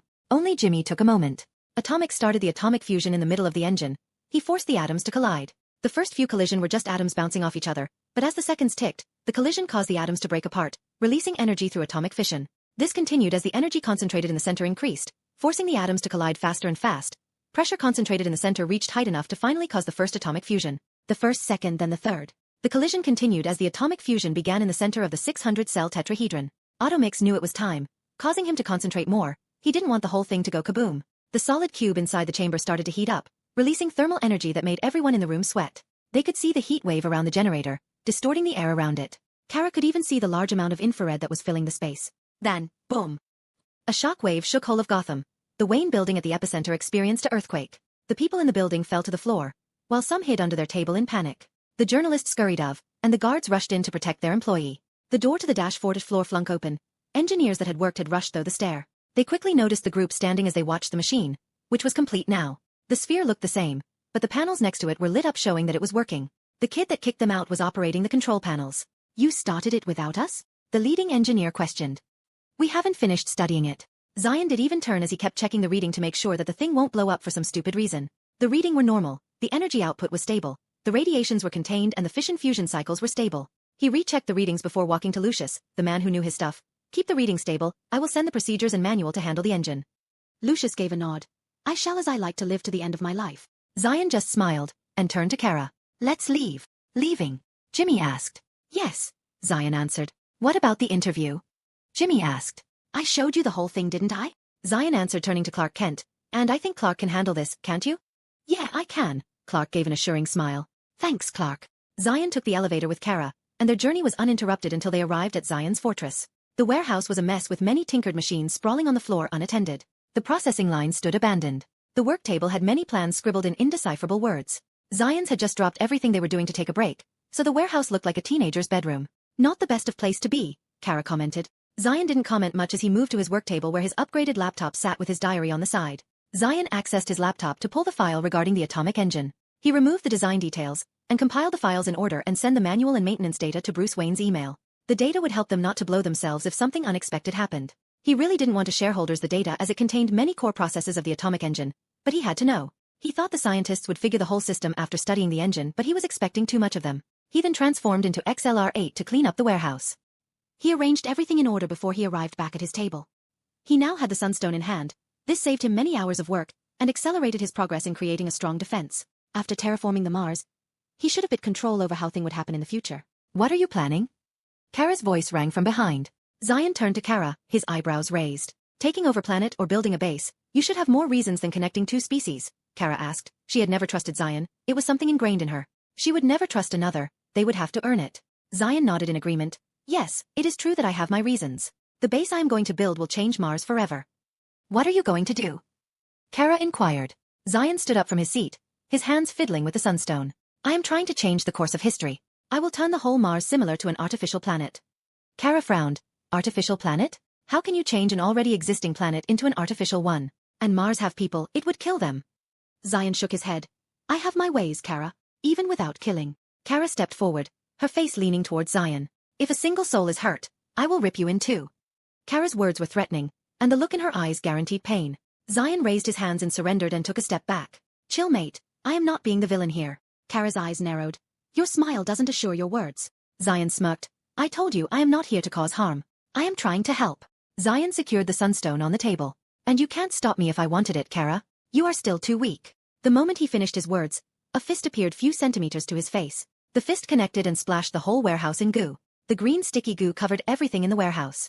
Zion in his human form couldn't react, but Omnitrix had. Man, you killed me. A higher-pitched voice filled the warehouse. Kara moved her gaze to see where the voice originated, but the echoes in the closed space made it hard. But she knew that Zion was still alive. A UFO-shaped object buzzed around the warehouse, collecting the green goo. The green goo melded together to form a humanoid slime.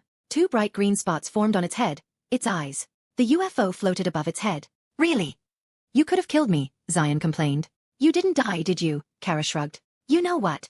I am going to beat you here and now, Zion said as the golden flash covered his form. NRG. But a fist collided with NRG's armor, sending him flying through the warehouse's wall like a loose cannon. NRG crashed into another abandoned warehouse and brought it to the ground. It was a good that the area around the warehouse was relatively abandoned. Darn! NRG groaned as he climbed out of the wreckage. His form fully visible under the high sun. His heavy dark green armor, with 3 slits on his head glowing hot red. The whole suit looked like a furnace, with bolts on his shoulder and wrists. You going to beat me? Kara's voice came from the sky, her tone condescending. NRG answered with an energy blast targeting Kara. Kara quickly dodged the attack and closed in on NRG using her super speed. NRG moved his head, targeting Kara as she evaded his energy blast. The mist energy blast continued until it collided with an abandoned building and burned through it. You are slow, Kara commented as she punched the heavy alien. The powered punch lifted NRG off his feet, and sent the heavy alien soaring through the sky, again. NRG, mid-air, opened his helmet and pushed himself out. A large amount of radiation escaped his energized body, and the air visibly heated up. The true form Pripyatosian became visible, now unsealed from his confinement. A humanoid form made of energy, emitting deep orange light, with green tights with black bands exceeding around his body. The amount of energy produced by his form, heating up the area like a real furnace. Now I will beat you, NRG stated as he increased his radiation output and matched the energy with the red giants. Kara, alerted, moved swiftly as she rushed to deliver another punch, but as she approached, she quickly realized that the energy was burning her, even through her invulnerable skin. Her skin was getting redder and the burning pain filled her mind, causing her to reel back. Final flash. Phew! NRG, locked onto Kara the minute she paused, delivered his charged up his energy blast. The red condensed energy filled with red sun radiation hit Kara unforgivingly, and the beam that was traveled at quasi-light speed didn't miss its mark. Kara swiftly retreated. It was then Kara noticed that her speed had considerably reduced, causing her to not evade the energy blast in time. Red filled her vision as her body slammed into the ground. The heat burned though her dress to skin, her senses blinded by pain and her ears rung. If one looked from the distance, they could see a small mushroom cloud rising. Chapter 30. Battle result. Clark snapped his head in the direction of Metropolis, his super hearing picking up an explosion. Clark. Jimmy pulled Clark from his daze. Clark turned to Jimmy. Yes, what is it, Jimmy? What are you in a daze for? Jimmy elbowed. I was asking if you got everything you need for the story. You need to write it for the paper, remember? I know, Jimmy, Clark answered. Sir, can you stop? I need to get down. Clark tapped on the driver's shoulders. Clark, where are you going? Jimmy inquired. Where? The taxi driver asked. I just need to get down to the side. You can take my friend to Metropolis, Clark answered. I got something to do. You go without me. I think I went a bit overboard, NRG muttered to himself as he watched the crater he had created. The attack had devastated the area. If the molten ground and the red-hot lava were anything to go by, the aftershock had blasted all the buildings away and turned the surroundings into clear ground for new construction. NRG landed near the rim of the crater and looked down. Kara was out cold, her cloak slightly burned, hair curled, and her skin red. NRG could already tell that she was healing, and she would punch him the minute she woke up. Need to clean up fast. NRG rushed to his containment suit and confined himself. With NRG's radiation contained, the temperature visibly cooled, and the hot lava less hot. Since NRG wasn't the best at damage control, Zion slapped the Omnitrix to a new form. Magic! NRG's bulky figure shrunk down to a human size, but the humanoid was anything but human. The purple alien of pure mana with electric purple flame for hair. The mana being wore a gold-black tight with short sleeves. The anodyne biomatrix in the Omnitrix finally came to use in the world of gods and magic. Don't argue with me that they don't have DNA. Alien X doesn't too. Magic waved his hand. A sphere enveloped Kara in gentle embrace and carried her to his hands. A gentle whisper. 3 spells invoked to fix his troubles. The mana obeyed his command. Ruins weaved themselves into the spell. First to heal Kara, her healing accelerated, and her face gained back its fairness and beauty. Alpha Nu Tau Sigma Tau Rho Omicron Theta. The molten ground flowed back and filled the crater. The blown building fixed themselves as if they were never broken. Illusio. A great illusion cast on the area. Anyone who steps in to check the explosion will only think of it as an accidental explosion. Being an anodyne that had dominance over mana. In DC, where some sacrifice their life to gain this power, was humorous. Some might never realize the rabbit hole they have fallen into, only to dig a deeper hole for themselves to fall in. Search magic, but draw your limits.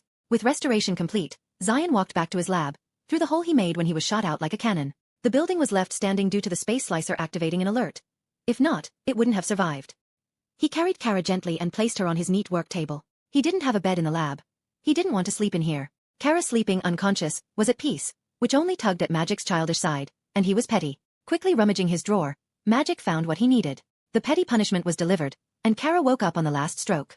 Her eyes glaring at the purple man before her, Magic, his face stoic, not like you can tell anyway, met her gaze unflinched. What did you do? Kara inquired as she slid down from the table. She clenched her fingers into a fist and could feel her strength returning. She remembered the feeling of weakness, the burning sensation, and the red pillar that struck down. She remembered it all the pain. A concentrated beam of red sun radiation, and a high-powered energy blast, Zion answered. Weakness of Kryptonians. Took you out easy. And a fist approached, but this time, Magic reacted by grabbing the fist. Her fist firmly clasped in the purple palm. Kara glared at Zion, her eyes heating up. Sorry, Zion muttered as he activated the inborn skill of all anodyne, mana drain. Ugh, Kara groaned as she felt her vitality drain, her strength weaken, and her knees buckle. She didn't fully understand what Zion was doing, but she knew that her energy was hitting rock bottom and she would die if more drained. Kara, I could kill you now, Zion stated as he stopped draining Kara. Kryptonians have near-zero magic resistance. Your super strength won't help in these kinds of situations. Zion pushed back the mana he drained back into Kara. So stop being a hothead. You are not on Krypton where your father is to pamper you. His words earned a glare from Kara, her eyes burning holes in him. But he could see more than anger. He could feel her pain and sadness, and being an anodyne made so he felt hers like it's his. I know you feel alone with no one to support you. I know that you are scared of being alone, Magic started. But you can't soothe your pain with anger. Shut up. Eyes full of fury and sadness met Magic's eyes. Magic's hand firmly held Kara's, his eyes locked with hers, now glistening with tears. I can feel your pain, Kara. I can take all your anger. Shut up. It's okay, Kara. I understand your pain. Shut up. You were scared and alone with no one to rely. Stop talking. I understand that you are angry at the injustice. Stop talking like you know. I know, Kara, I know all of it. I understand that you are angry at the world and you don't know how to make peace with yourself. That was the final trigger, and rage burst forth. What do you know? Kara roared, her punch of fury ripping Zion's body to dust. But Zion stood firm, his hands holding hers. Boom. I know you are sad that you had to leave home. Stop talking like you know. Boom. I know you are scared. You know nothing. Boom. I know you don't want to feel alone. You don't know anything. I do. Boom. How scary it is to be alone. Boom. In the darkness. Boom. With no way home. Boom. Knowing you might be the last of your kind. Boom. Your parents dead. Boom. Your planet destroyed. Boom. With no home to return to. Bam. What do you know? Magic stopped her fist. This one had no strength behind it. The broken body mended together, and the dam of sadness broke. Tears filled Kara's eyes. She was strong, both in mind and body, but she was still a child when she arrived on Earth. A frightened child exploring the unknown. Yet she had to be strong, because strength was what the world demanded of her. I don't, Kara, Magic answered, his tone soft and gentle as if he was speaking to a child. No, I can't relate to your pain, but I can help heal it. Golden flash. Zion de-transformed. He needed to be himself in this situation. His hand firmly clasped Kara's hands and lifted her to meet his eyes. I am here to help, Kara. I can promise you that. You are a pain in the ass, Kara stated. Zion smiled. Oh, language. You are, Kara repeated. I am. Zion nodded in agreement. Let go of my hand. Kara pulled her hands from Zion's grasp. Okay. Zion let go of her hand and raised his hands in surrender. Kara lowered her head and wiped her tears. Do you transform when in danger? She questioned, her head still lowered. Yes, only if I am to be hurt, Zion answered truthfully. Good. Kara spread her legs wide, lowered her center, and her fist cocked back. You won't die. Really? We were making progress here, Zion argued as he stepped back. That doesn't mean I got to like it. Kara appeared before him like a blur, her punch filled with all anger and pettiness. Boom. Zion, now Cannonbolt, flew out like a cannonball. I will get you for this, Kara. You hear me, I will get you for this. He was on a straight course to space.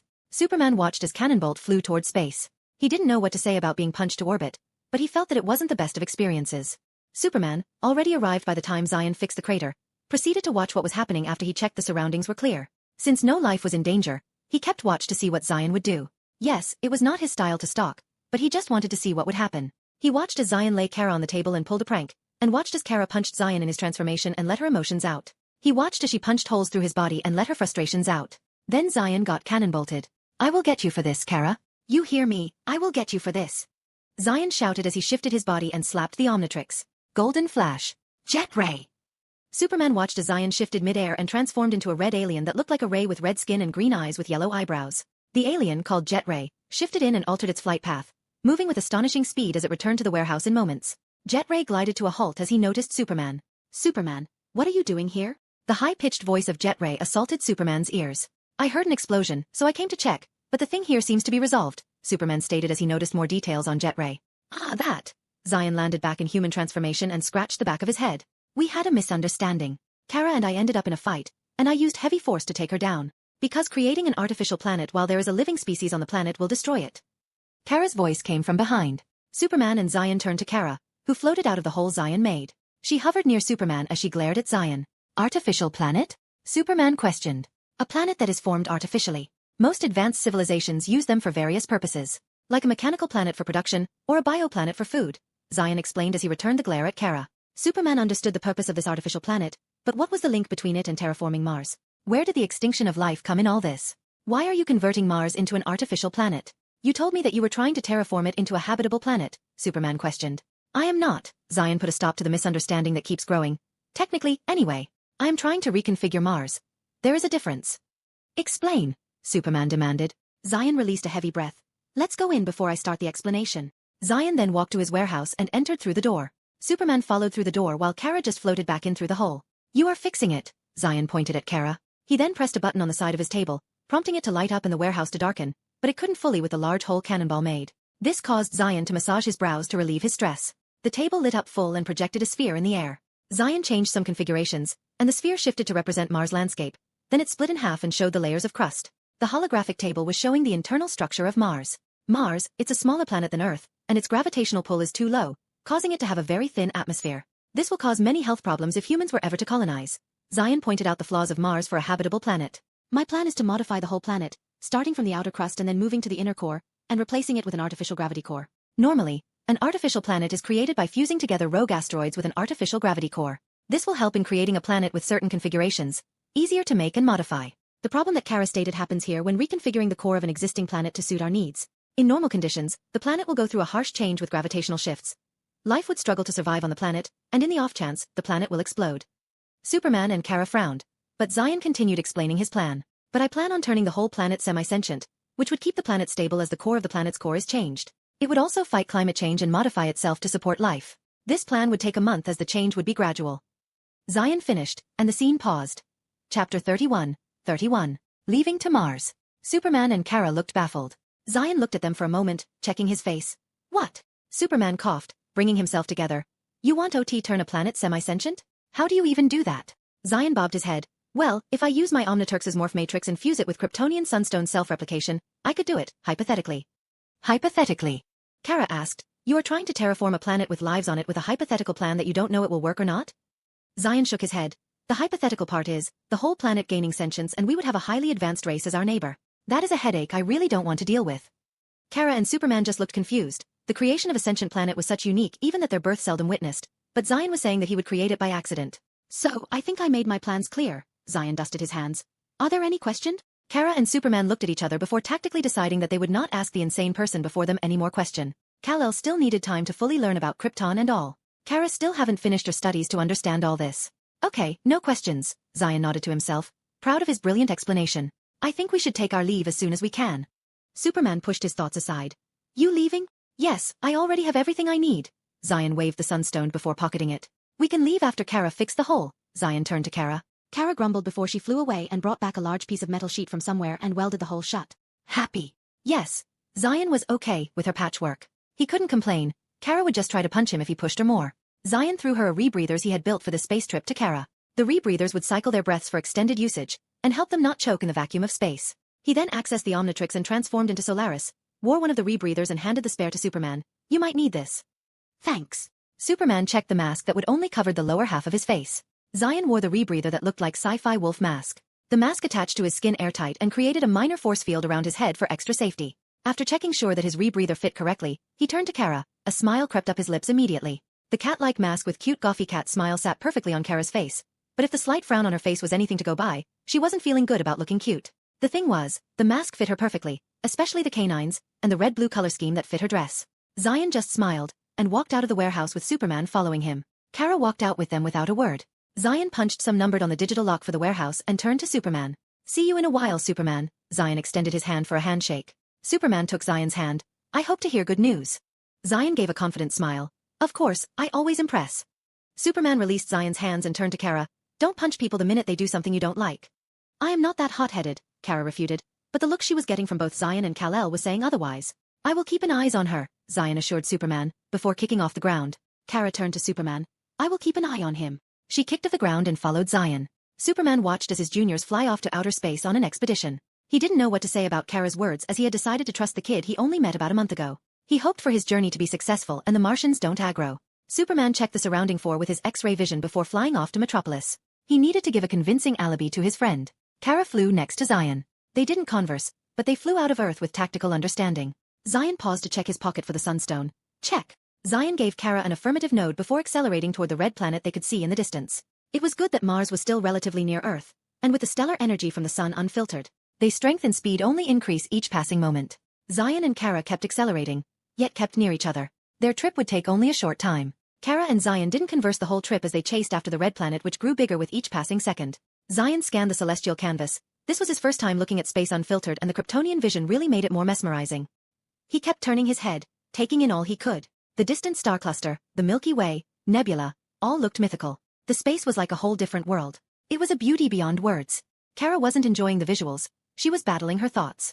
She didn't have the distraction of protecting Metropolis now in outer space, and her demons were crawling out in the absolute silence. Her insecurities born of darkness and the burning rage of pain, it was everything she suppressed to live normally. She could never forget her caged days. It would haunt her for life. A tap on the shoulder dragged Kara out of her drowning thoughts and a voice entered her ear through the mask. You are it. Catch me if you can, slowpoke. Kara looked her gaze on Zion, and could feel the grin on his face through the vacuum of space. Zion quickly blitzed past her, covering many spatial units in moment. Kara shook her head off thoughts and decided to take up on Zion's challenge. That's how the race between two supers started. Zion made many angular turns to compensate for his slow speed, compared to Kara, making sudden unexpected turn to keep her from catching him. He kept it until he got caught and Kara became the prey. This repeated many times until they arrived on Mars. While Kara and Zion were placing tag, the observatories that were observing Mars detected a high-speed object nearing Mars, its directions and velocity constantly changing, and its path non-linear. This sent alarms through the observatory. The leading astronomer rushed to check the readings on the equipments.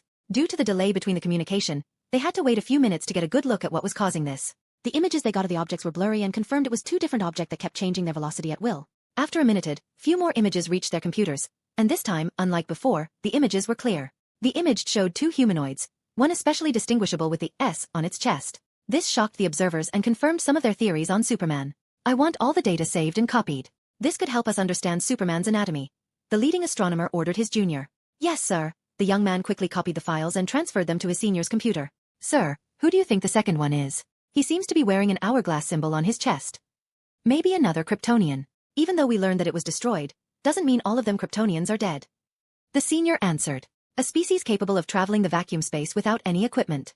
They might really be God among men. The senior concluded. Odd. I don't think they can travel without equipment. Another leading astrologist pointed at a picture with more clarity. They seem to be wearing masks. It is probably for breathing. Might be, the senior agreed as he scrutinized the image. What are they doing? The astrologist asked. They seem to be traveling toward Mars and... The junior cross-checked the many blurred images for confirmation. Playing tag. Does that even make sense? Playing tag? The senior chided. Check Mars landscape. We might have missed something and project the images from the Mars satellite on monitor 2. The junior quickly got to work and connected the feed from the Mars satellite to monitor 2. The seniors keeping watch on the two blurs noticed them slow down as they neared Mars. The astrologist was the first one to notice a certain anomaly as he calculated the time it took for these blurs to travel. How fast are they traveling? He questioned. The question froze both his colleges. They haven't noticed it as they were more focused on what their purpose was. The junior quickly wrote the calculation in his computer, and his eyes widened at the result. The speed, calculated by the time frame it took them to travel such distance, was unrealistic. It was many times even their fastest artificial satellite. Should we report this, sir? The junior questioned. Not for now, the senior ordered. but keep an eye on Mars. Yes, sir. Zion stopped above the red planet called Mars. He was at his destination and he would gain one of the powerhouses Biomatrix and a small token of the Alliance. He would first need to go to the Martians to get their approval and such. Kara stopped next to him, ending the game of tag with Zion being it. What now? Kara questioned. We meet with the Martian royalty. The Martians might be hard-headed and they might not take our visit well. But remember, we are here to make peace. Zion pressed the last sentence to signify. But he left his plans unsaid as the peace might be brokered as allies or as the ruler of the species. It might be best if he ended their whole racial division at core before they have a coup. I am not a barbarian, Kara retorted. I know, my peace-loving warrior-ess. Just don't punch down, and focus your biofield around your brain, oscillate it in a regular pattern to keep the psychics out, Zion instructed before diving down. Chapter 32, Assemble. Batcave. Batman stared at the monitor of the supercomputer, the words of Zion playing in his mind. He had gone through the process of preparing gadgets to fight the invasion, but even he knew that he could not fight this war alone. He would need more soldiers to fight this war. So he began his search to find many others like him, both with powers and not. But his search was being delayed with his investigation about the new gang that had taken root in Gotham. Their influence had grown large during the past week, recruiting crooks from Crime Alley and absorbing small-time gangs. He has yet to catch the mastermind behind. You should have your meals on time, sir. The venerable butler entered from the shadows of the Batcave, in his hands holding a tray with a bowl of soup. Not hungry, Alfred, Batman responded. Grumpier than usual, Master Bruce. The familiar tone of his trusted butler relaxed his nerves. Might I suggest some trolling on the internet to let out your frustration? The argument about Bruce Wayne being Superman is still burning on the World Wide Web. Batman turned to his venerable butler, his eyebrows raised. You seem to be enjoying it. Alfred placed the soup he brought on the side table. Well, it has grown on me if I say so myself. It is really fascinating to watch the chaos unfold. You should stop surfing the internet so much, Alfred, Batman advised. Maybe, sir, Alfred responded. But seeing as some strongly believe that Lex Luthor is Green Arrow, and with them both so attached to the color green, the theory might be proven true. Batman showed a rare smile. If Luthor is Green Arrow, then Bruce Wayne is Batman. Cracking a joke, I see, Alfred commented. Should you try harder, I would chuckle. You seem extremely energetic today, Alfred, Batman stated. After all, it's that time of the month, Alfred replied. We should talk about Master Dick's future. Batman raised an eyebrow. Alfred pulled a letter from his breast pocket and presented it to Batman. I received it this morning.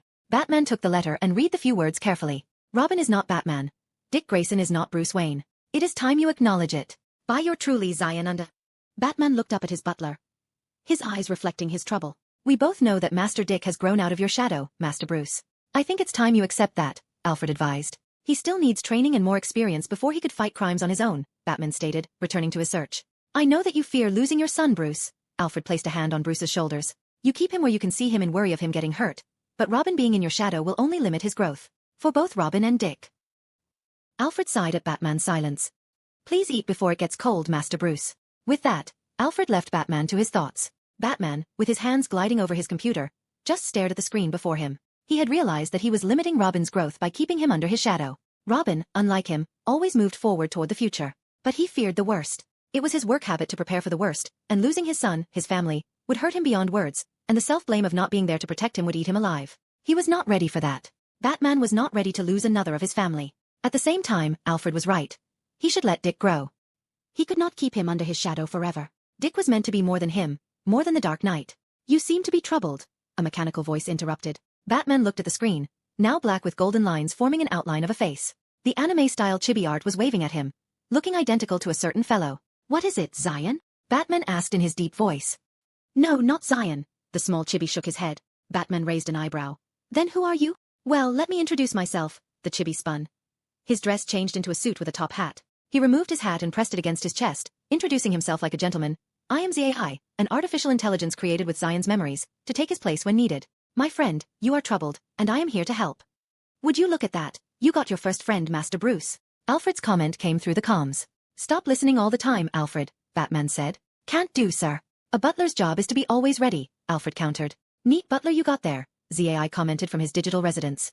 Thank you, Alfred acknowledged. Hey, Alfred, wanna come work for me? It will be less stressful than your current occupation, ZAI offered. I would have to politely decline your offer. If I am not here, both of my masters would die of starvation before they find the keys to their vehicle other than the Batmobile. Alfred quipped from the other side.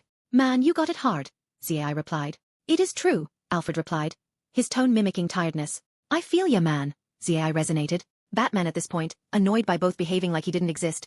What do you want, ZAI? ZAI and Alfred stopped messing with Batman in union. Alfred, understanding that the conversation was getting serious, I shall return to my duty, quietly took his leave. ZAI now focused. Sorry, got distracted. Batman still frowning. Why are you here?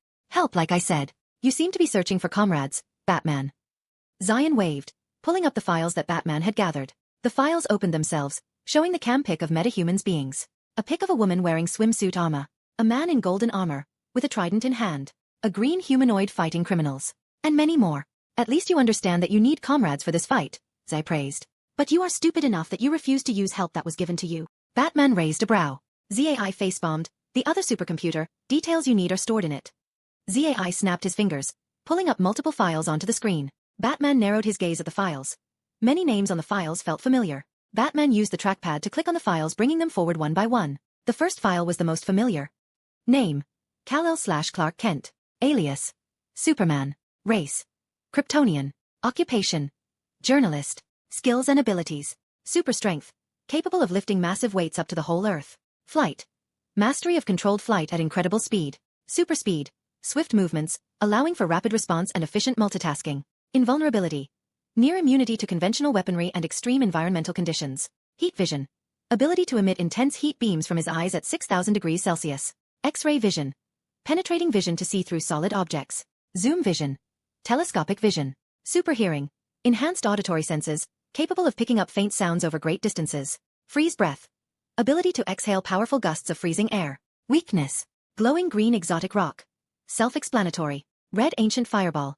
Red giant if you didn't understand. Magic: he doesn't know how to do the trick. Background: launched out into space as an infant, before his planet went kaboom. Raised by good parents who taught him about truth, justice, and not to run around at night scaring people. Notes: has a high sense of justice, will always try to do what's right in any situation.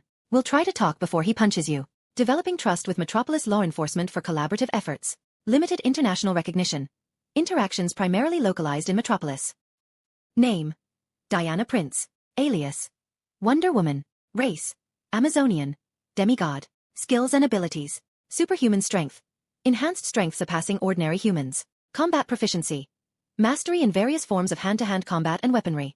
Immortality: will not die even after you turn to dust. Flight: capable of controlled flight. Weapons: bracelets of submission.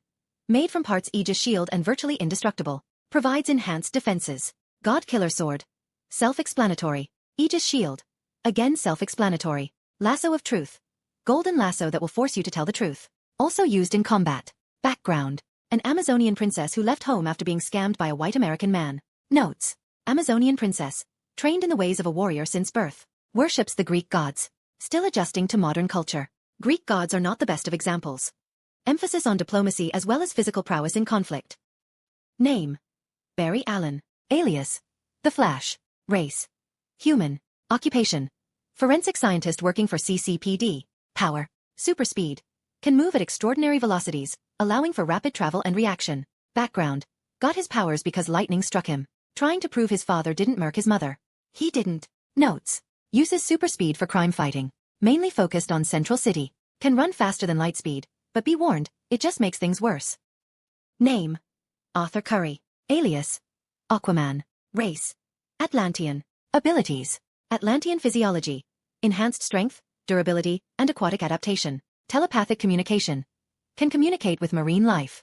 Trident proficiency. Masterful use of Atlantean weaponry. Weapons: Trident of Atlan. Indestructible trident forged with magic. Background: half human, half royal human fish. Heir to the massive Golden Sea throne. Notes: limited involvement in surface world affairs. Trying to make a balance with both his inheritance. Name: Hal Jordan. Alias: Green Lantern. Race: human. Occupation: test pilot for Ferris Aircraft, Green Lantern of the Green Lantern Corp. Abilities: Power Ring. Green ring that grants the user the ability to create green, light constructs. Flight: with the ring. Notes: protector of the sector. Trying to balance his duties. Narcissistic. Insecure. Name: Dinah Lance. Alias: Black Canary. Race: human. Metahuman. Occupation: runs a judo in the crime alley, Gotham. Skills and abilities: Canary Cry. Powerful sonic scream capable of stunning or incapacitating foes. More and you are dead. Martial arts mastery. Expert in various hand-to-hand combat styles. Will kick your butt. Acrobatics. Agile and skilled in acrobatic maneuvers. Background: took the name of Black Canary to combat crime and injustice. Notes: strong advocate for street-level justice and protection of the innocent. balancing her roles as a vigilante and her personal life. She doesn't even wear a mask. Name: Oliver Queen. Alias: Green Arrow. Race: human. Occupation: playboy billionaire. Sound familiar? Skills and equipment: master archer. Exceptional skill with both a bow and various arrow types. Martial art proficiency. Trained in hand-to-hand combat. Strategic mind. Tactical planning and resourceful in the field. Background: became a vigilante after a humbling experience on a deserted island. Notes: wealth and resources contribute to advanced archery equipment. Personal sense of justice involves targeting white-collar crime and societal issues. Navigating the challenges of maintaining a dual identity.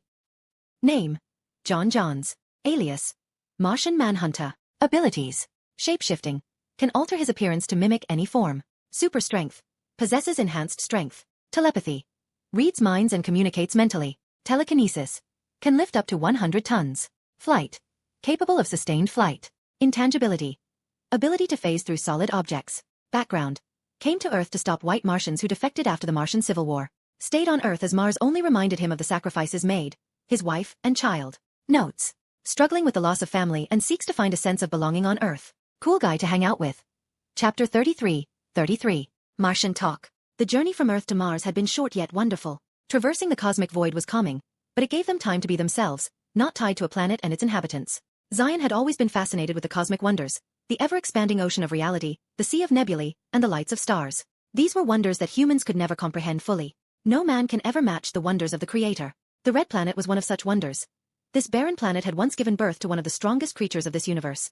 The burning Martians were anything but burning hatred, fury, and sorrow. Beings that thrived in suffering, of their own and others, ever chasing destruction and chaos.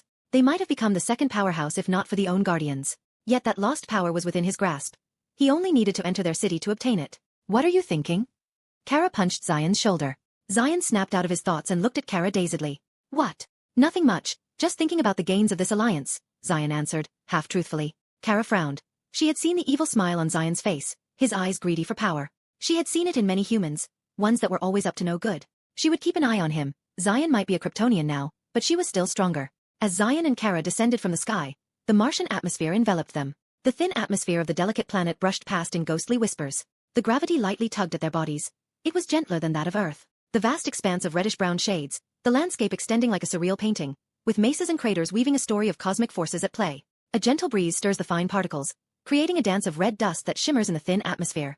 The surface, coarse yet strangely captivating, cradles their boots, marking their arrival at Mars. Zion and Kara strode forward, their steps light, keeping to the ground, their footprints marking the beginning of their journey. Kara, come near. Zion, in his joy, decided to take a picture. Let's take a picture. He took out the smartphone he had built for his personal use. The black square looked unlike any smartphone, but its 360-degree image rendering would capture this moment perfectly. Kara just stood still, causing Zion to move near. He lifted the black square, and the object did a light show as it scanned their surroundings and recorded it into its memories.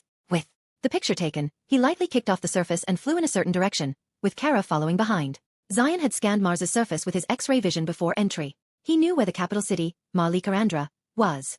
Zion didn't want to delay any longer and flew towards the nearest opening to the cavern underneath. He followed the tunnels and descended deep until he arrived at a vast expanse inside the Earth. The Martian city greeted them with a blend of towering structures and intricate networks, reflecting a society that had flourished over eons. The air crackled with an energy unfamiliar to Earth, hinting at the unique nature of Martian technology and culture. Landing smoothly among the crowd, Zion and Kara observed the many Martians going about their daily activities. Some in their natural Martian form, while some resembling humans with green or white skin. The Martian citizens curiously observed the arrival of these extraterrestrial visitors, their eyes reflecting a mix of intrigue and caution. Zion and Kara continued their journey uninterrupted, their presence already causing a stir in Martian society. News in the psychic society spread very, very fast. Zion, knowing that their arrival would have already reached their king and queen, decided to take his time to tour his future neighborhood. He, followed by Kara, strolled the city streets.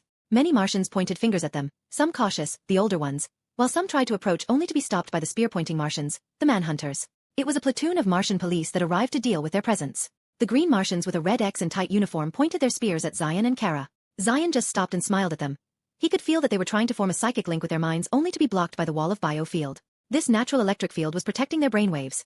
Normally, this was not possible for humans as they have zero control over their bioelectric fields. I am Zion, this is Kara, Zion introduced, his voice deepened by the mask. We come in peace, seeking to collaborate for the benefits of both worlds.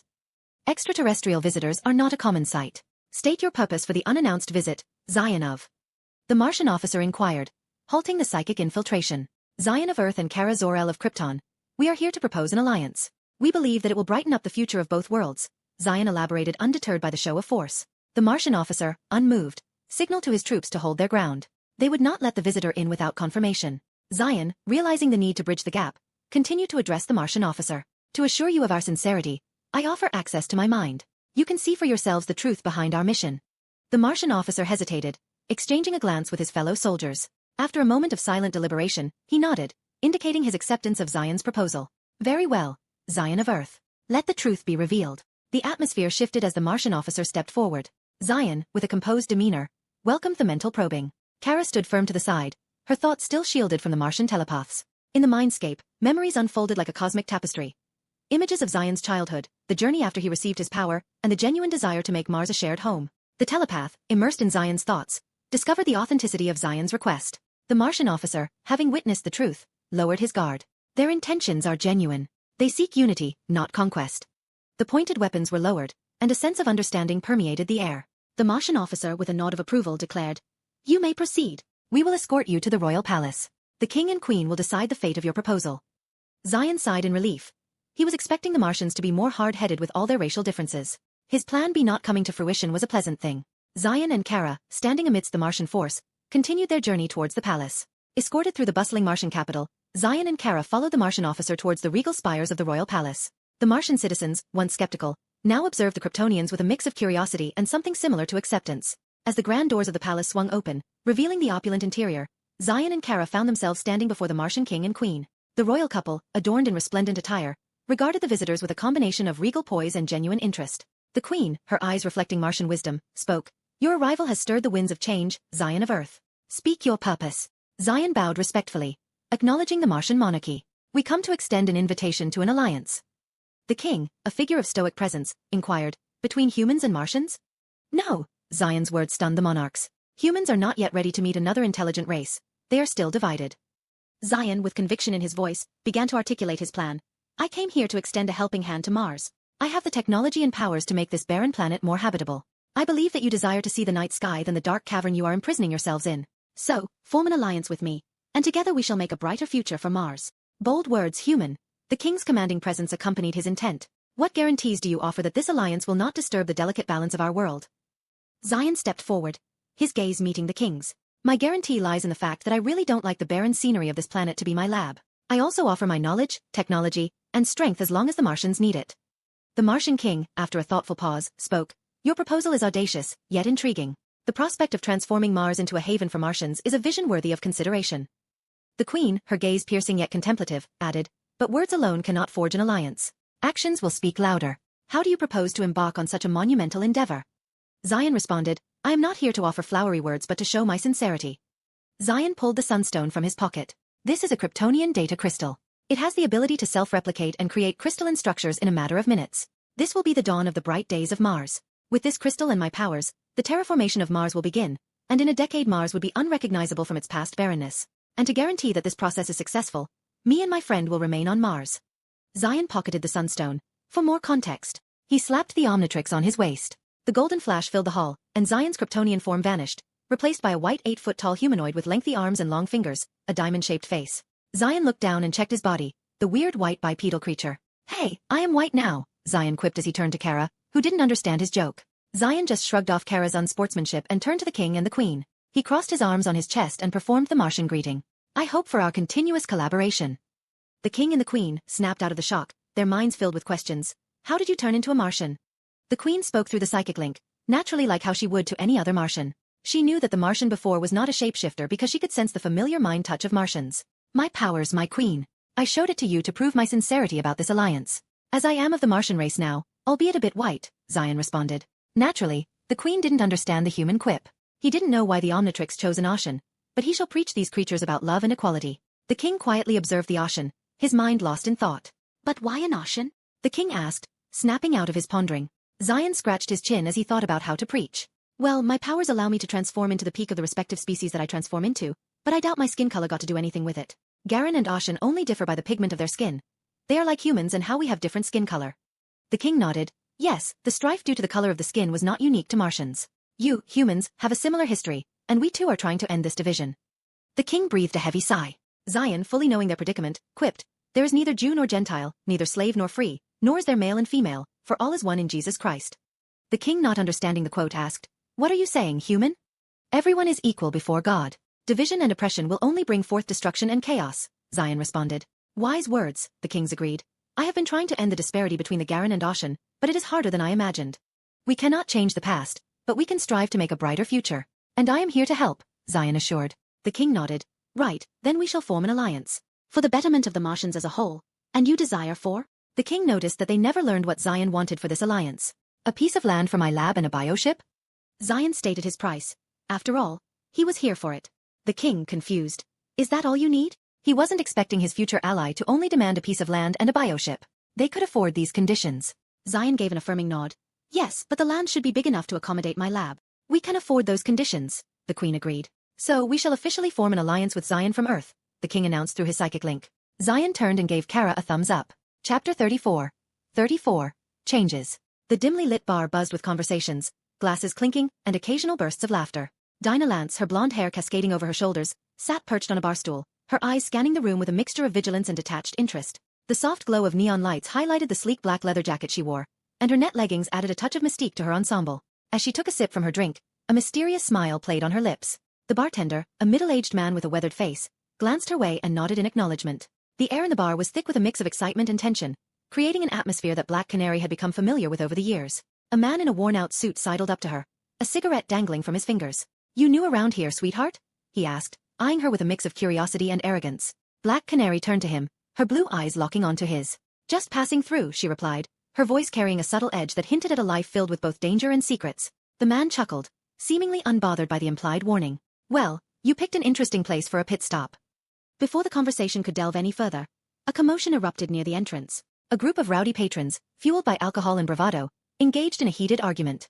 Black Canary's gaze flickered toward the disturbance, a hint of weariness in her eyes. As the tension escalated, she decided it was time to make her exit. She gracefully slid off the bar stool, leaving some bills to cover her drink. The man in the suit continued to watch her, a mix of disappointment and intrigue etched on his face. Making her way through the now chaotic bar, Black Canary reached the door and stepped out into the cool night air. The neon lights spilled onto the wet pavement, creating an otherworldly glow in the dark alley where her sleek motorcycle awaited. The low growl of the engine echoed through the narrow space as she straddled the bike, the leather jacket hugging her form. Just as she was about to ride into the shadows, a voice echoed from the alley's entrance.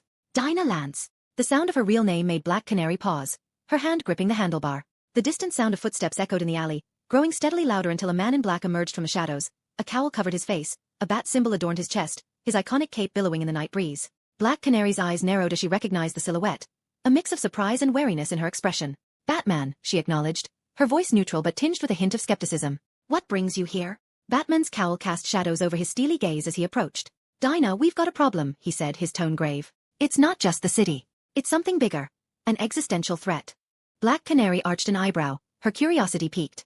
"Existential threat? You don't strike me as the doomsday prophecy type." Batman sighed. "A rare display of vulnerability. This is different. There's an invasion on the horizon, one that threatens not just Gotham, but the entire world. We need every capable fighter we can get, and you're one of the best." Black Canary leaned against her motorcycle, crossing her arms. "Why should I believe you? And why me? There are plenty of capes in this city." Batman met her gaze, his eyes piercing through the darkness. "Because you're not just a cape. You're a fighter, and you face things most can't even comprehend. This threat requires someone with your skills and experience." A moment of silence hung in the air as Black Canary considered Batman's words. The gravity of the situation weighed on her, and she couldn't ignore the urgency in his voice. "I'm not one to shy away from a fight," she finally said, a determined glint in her eyes. "But I work alone. No teams, no strings attached." Batman nodded, understanding the terms. "We don't have much time to play alone. This is bigger than both of us. I'll fill you in on the details, and then we need to prepare. The invasion is imminent, and we're going to need every soldier, every ounce of strength and skill we can muster." As the two heroes stood in the dark alley, a silent agreement passed between them. The moon cast an ethereal glow over Star City as the mysterious archer, clad in a sleek green outfit, traversed the rooftops with unparalleled agility. His every movement seemed calculated, a dance with the night as he leaped effortlessly from one building to another. The bow slung across his back hinted at a formidable skill set, and the quiver of arrows rattled softly with each fluid motion. Star City sprawled beneath the vigilant gaze of Green Arrow as he bounded effortlessly from rooftop to rooftop. The night air was thick with a sense of purpose as he surveyed the city he had sworn to protect. His green hood obscured most of his face, leaving only his determined eyes visible. Coming to a sudden halt, he crouched on the edge of a rooftop, the city skyline stretching out before him. His keen eyes scanned the shadows, a sense of alertness etched on his features. Star City, despite its apparent tranquility, held secrets in its dark corners, and this vigilante was attuned to the subtle shifts in the night. With a swift and silent turn, he notched an arrow and pointed it into the shadows. The faint sound of footsteps reached his ears, and he tensed, ready for whatever might emerge. From the darkness, a figure materialized, Batman, dressed in darkness, with his iconic cape billowing. Green Arrow's eyes narrowed, the tension palpable. Batman? He relaxed, confusion evident in his voice. Batman, ever stoic, met Green Arrow's gaze.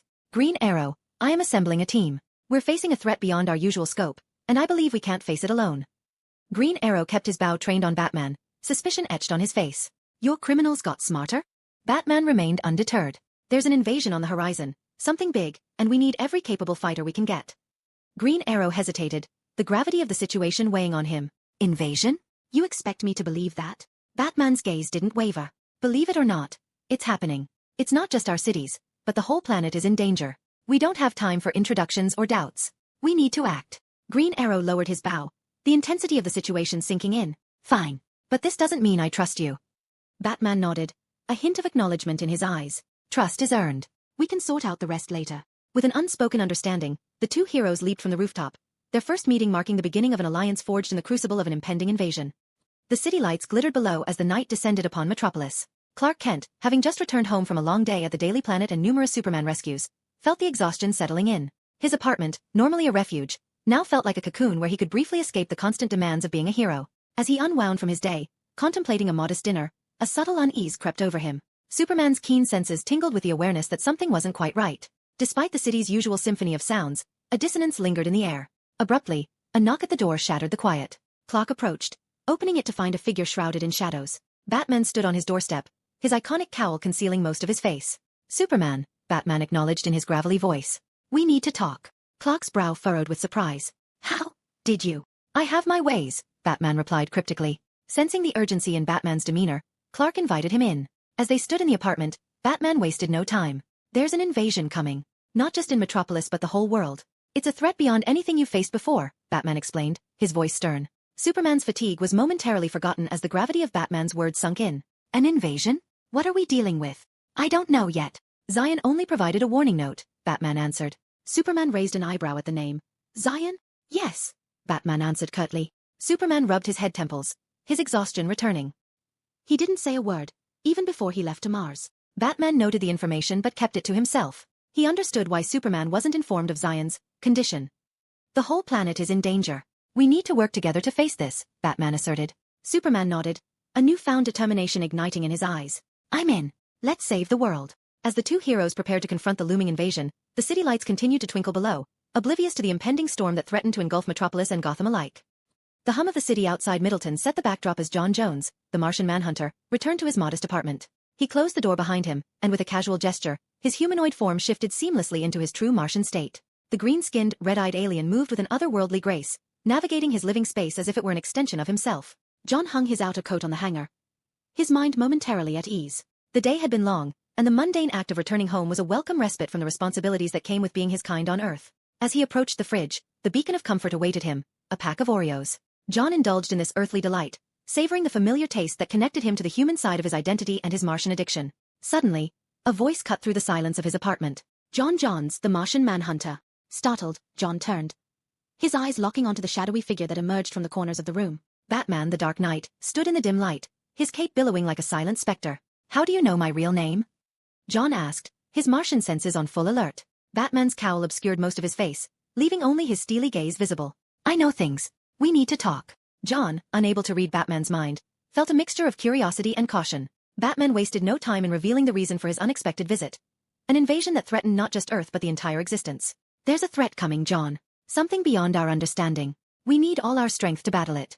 I've come to invite you to join the fight, Batman explained, the urgency in his voice cutting through the stillness. John, realizing the gravity of the situation, set aside his Oreo and nodded. I'm in. Tell me more. Central City hummed with energy as Barry Allen, the scarlet speedster known as the Flash, streaked through the city streets. After a long day of thwarting crime and saving lives, Barry finally arrived at his apartment, eager to unwind and enjoy a moment of respite. He phased through the door with a whoosh of air, shedding his red suit in a blur of motion. Barry Allen, now in his civilian clothes, moved with the same speed, but his demeanor shifted from superhero to an everyday guy.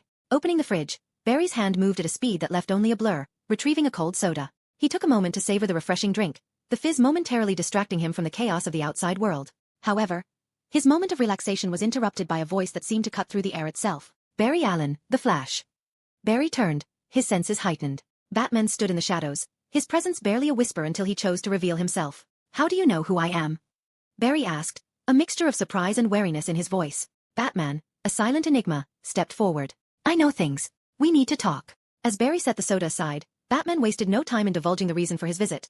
An imminent invasion that threatened the very existence of their world. "There's a force coming, Barry. We need fast hands on our deck." "I've come to invite you to join the fight," Batman explained, his words carrying the weight of urgency. Barry, understanding the gravity of the situation, nodded. "I'm in. Tell me what we're up against." Chapter 35. 35. Taking half. Mars. Here. Yes. How deep? To the core. Won't it destabilize? Kara, just trust me. And don't hit the core, Zion cut off Kara. Zion, after giving the details of the plan, dragged Kara with him to the other side of the planet to start his plan.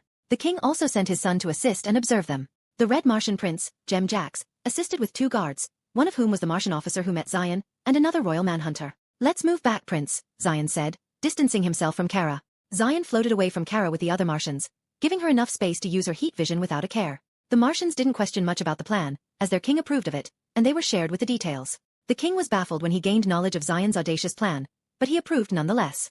So the Martians had no qualms with Zion digging a hole in their planet. Kara used her X-ray vision to locate the Mars core, blasting the Earth with her highly powered heat vision.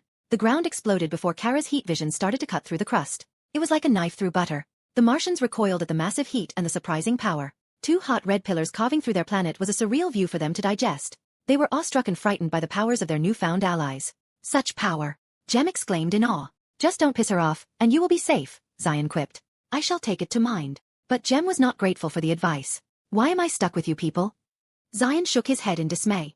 Zion didn't comment more as they watched Kara burn a hole in Mars. Kara took small rests between her blasts to relax her eyes and continued again. This repeated a few times before she reached the required distance. She massaged her eyes as she felt the tiredness in her body. The heat vision took too much of her energy. "Rest up, I will handle the rest," Zion voiced as he flew toward the molten Earth. The diameter of the hole was big enough to fit a bulky human without trouble. Zion pulled the sunstone from his pocket and nonchalantly chucked it in. The crystal fell straight without a clatter. Zion waited for minutes, and the minutes passed, causing Zion to be impatient. The distance to the core of the planet was a long way down, 3,389 kilometers straight down. Zion, bored, kept changing his body structure, turning into Superman, the grumpy Batman, Wonder Woman, and checked his assets, earning a glare from Kara. He then turned to the prince, gesturing him to approach. He pushed the guards back, putting his hand around the young prince's shoulders. He whispered into the prince's mind, hiding it from the guards. "You like that girl, Cyrus Smith?" Zion wiggled his eyebrows. "How did you?" The young prince was shocked. Zion gave a knowing smile. "I know things, Jem. I like that you are open-minded. Don't have any prejudice. I will support you in your goal to dissolve the caste system in Mars. If you need any help, you can come find me." "Thank you. Don't sweat it," Zion waved him off. "What about you and the lady?" the prince questioned. Zion glanced at Kara, who was now outside the atmosphere, absorbing sunlight. "It's complicated. I understand. So, when are you going to introduce her to the family?" "We are not ready to." The conversation, like a link of chains, led to another. Zion learned about the inner workings of the Martian community, and Jem learned about human culture. They conversed until the whole of Mars shook, an earthquake that affected the planet. The massive earthquake caused mass panic in Martian cities, but Zion grinned. The tremor continued for a minute before crystal tendrils burst forth from the earth. The crystal tendrils intervened, creating a majestic tower that pierced the sky. The tower had a Gothic design with a massive crystal on its top. The tower reaching its zenith pulsed with energy. Waves of light spread across the land, triggering new crystalline structures to rise. From the original tower's center, tendrils rushed out, creating a surreal cityscape of interconnected spires. The air hummed with the creation as these structures formed a harmonious balance with the red sand of Mars, sticking out like a sore thumb. The crystalline structure that covered the expanse of the city hummed with power and mystery. Kara from outer space got a full view of the city. The whole city of white was a Gothic-style castle, pointy towers, edgy design, and weird statues. And the whole community that was observing Mars was going wild. Zion, watching his fortress, was proud of his creation. He had embodied Kryptonian technology and teenage dream to build them all into this Frankenstein's castle, where the horrors and dreams of men come into being. With a joyous smile, he rushed to the tower in the middle, a skip in his step. The Martians followed him, the bright white crystalline structure striking awe in them. The prince traced his fingers on the smooth surface, feeling the cool of the crystal. The intricacies of this technology amazed them to no end. Zion stood before the massive Gothic gate, with its pointed arches, intricate tracery, and ornate detailing. The spiral designs, pointy tips, edgy design, and the crystal gargoyle added more to the Gothic tower's design. Zion pressed his hands on it, lighting up the crystal adorning the gate. With the dramatic light effect, the gate opened, of course with background music playing. Zion walked in like the king of the tower, or the high wizard of the tower, his eyes scanning the interiors. A long corridor extended to the center, the walls ornamented with intricate patterns, its ceiling mimicking the cosmic canvas. The beauty was masterful architecture, depicting the heart of a great artisan. Zion, adoring his work, walked to the center. A spiral staircase carved in crystal spiraled into the unknown. In the middle hovered a chandelier, its each shard groups depicting the constellations. Zion took his first step on the stairs, lighting it up in an intricate tapestry that resonated with the tower. He slowly climbed each step, mesmerized by its beauty. But after adoring the stairs, he took flight, quickly rising through the middle. His fingers flicked the hovering crystal shards, causing a beautiful reaction. The shards glittered like starlight colliding in a melodious symphony. Zion floated above after causing a beautiful chaos. The Martians followed, still mesmerized by the sheer beauty of this tower. They couldn't believe such a structure was created in minutes. They didn't know that Kryptonian sunstone could do far more than build structures. Zion arrived on the top floor, the control room for the whole city. It was a bit cliché to have the whole control room in the highest point in the city that gets stuck down first. But Zion wasn't one to fully think through his choices, as long as it ended up cool. Zion walked in through the door undelayed, entering a whole different world. Gone were the gothic style, and in were the cyberpunk. Holograms floated about, showing many different locations in the city. Zion walked up to the smooth control panel with no buttons. His hands pressed against them, prompting holographic controls to appear around his hands. Zion, now online, navigated through the tower system with natural ease. He knew of each and every function he basically designed. He quickly checked through the integrity and the functionality of the castle. The castle was perfect and functional without flaw in its creation. The castle was the first half of the terraforming. Zion then navigated, activating what he called the World Changer. It was a big name for the device, but it stuck to its functions, changing the world. Zion quickly skimmed through to check for any bugs in programs. This was his way of making sure things go right. The Martians entered the control room as they gazed around the holograms afloat. They tried to read the words, but they were some ruins that they didn't understand. Zion, unbothered, kept to the controls, letting the Martians have their tour. Zion skimmed through the hundreds of complicated programs, checking multiple components at a time. He was grateful to be a Martian now. He could literally alter his brain to help with the processing. Kara on the other side. She was having a stroll through the memory lane as she scanned the city of its edginess. She couldn't believe that Kryptonian's advanced tech would be used to create what a human would call a vampire's castle. This was so edgy. But the castle still held an allure beauty incomparable to the symmetric buildings of Metropolis. Its intricacy evoked deep thoughts like a magnificent art, which it was. This city beat all the sci-fi cities that could have been built. She traced her fingers on the smooth walls, feeling the familiar sensation that she had lost. The memories buried deep within her mind resurfaced. Kara, you got to understand the consequences, chided her mother. Come on, she only tried to help. Her father came to her rescue, like always. Dad, can you read me a bedtime story? She asked her father. Okay, anything for my daughter. Her father pulled the storybook he had read to her 1,000 times. Hey, did you finish your assignment? Asked her friend. I did, she answered. You are flying. Kara lifted her infant cousin. Kal-El only giggled in joy. Should we really do this? Her mother cried, for the first time she had ever seen. We must, to protect her. Her father's voice was more determined than she ever heard. Goodbye, my precious daughter. You were the pride of my life. Her mother kissed her forehead. You will be safe, my star. Rao will protect you, her father assured. Kara closed her eyes and reminiscent, wiped the tears forming in her eyes. The memories that gave her strength, empowered her through her dark times. Hope for a better tomorrow. It was the memories of her home that kept her going through the darkest hours. She missed her mother. She missed her father. She missed their warmth. She could never return. She could never. She was now in an unfamiliar world with a duty to protect. Kara opened her eyes determined. The emotional roller coaster due to the recent incidents have shaken her wall. But the walls were back up, ready to tackle all problems. Kara didn't know, or fully understand yet, that this was her home now. But her eyes caught something on her face. Zion completed his inspections. The system was solid, unlike the Swiss cheese that's full of holes. The castle was ready and good to go. He was just hoping that Martians won't come to war after he stole half of the planet. Don't mind him. He already informed he needed a big piece of land. It's just half of the planet, no biggie. Zion's fingers danced on the honorific controls, starting the process of mech morphing. Zion pressed the big red button, prompting a column to rise from the ground next to him. The white column had a hole carved through it. Zion morphed his body. The Omnitrix appeared in his palm. He placed his hands in and white crystals grew, sealing his hand. Zion then watched as golden circuitry lines lit up on the column. The Omnitrix was connected. What are you doing? Jem questioned, curiosity in his voice. Zion turned, his hands still captured in the column. Just accelerating the process. The White Tower's giant crystal lit up like a disco ball, a party for the Martians. They won't be dancing though. The blinding golden light became the second sun in the nights of Mars. The White City, now covered in circuitry lines, hummed to life, massive atomic engines stored in its depth kicking to life. The amount of energy the whole castle would be enough to bomb the solar system, but the energy was directed to the mech morpher in the basement. The city that stretched to the core of the planet began its work, starting the transformation from the core of the planet.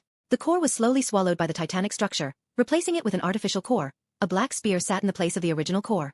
Of course, this caused some problems as subterranean tunnels collapsed on itself, lava boiled, and animals ran wild. The planet's magnetic field also shifted a bit, giving birth to giant storms. The Martian king panicked, but he kept his cool and calmed down his citizens through the psychic link by informing them of what was happening to their planet. This subdued the panic but raised many questions from the opportunists. The White Martians' coup was about to happen. The rebelling White Martians were grouped and ready before a message arrived at their head. The news was revolutionary, but it also managed to stop them from couping.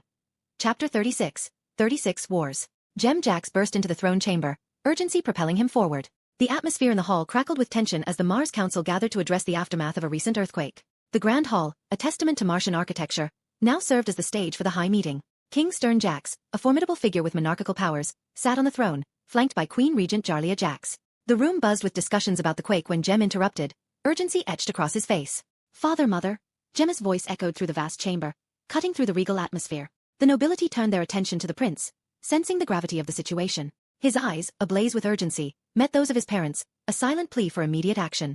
However, Res Edda, the Martian consul general, sternly intervened, raising a hand to halt the young prince. This is not the time for your interruptions, Jem. We are discussing the earthquake that struck barely an hour ago. The seismic aftershocks are of paramount concern. We've been betrayed. Zion, the one who pledged assistance, had ulterior motives. He proposed terraforming Mars, but it was a deception. His true intent is to exploit our vulnerabilities, Jem declared, his words carrying the weight of betrayal. King Stern's brow furrowed in disbelief. As a telepathic force, he had checked Zion's mind and found nothing that would threaten the Martians. I probed Zion's thoughts myself. There was no indication of malice or deceit. How could this be? I told you not to trust that shapeshifter. Now he is backstabbing us. It is not time to argue, Sir Res, Jem intervened. We need to prepare for the oncoming invasion. Jem, where are Rokar and Zira-Kelthar? King Stern questioned, noticing the absence of the Monters. The leading Monter Rokar's absence creating a bad premonition. Jem, hearing his father's question, could only lower his head in shame, but he had to answer. They need to know.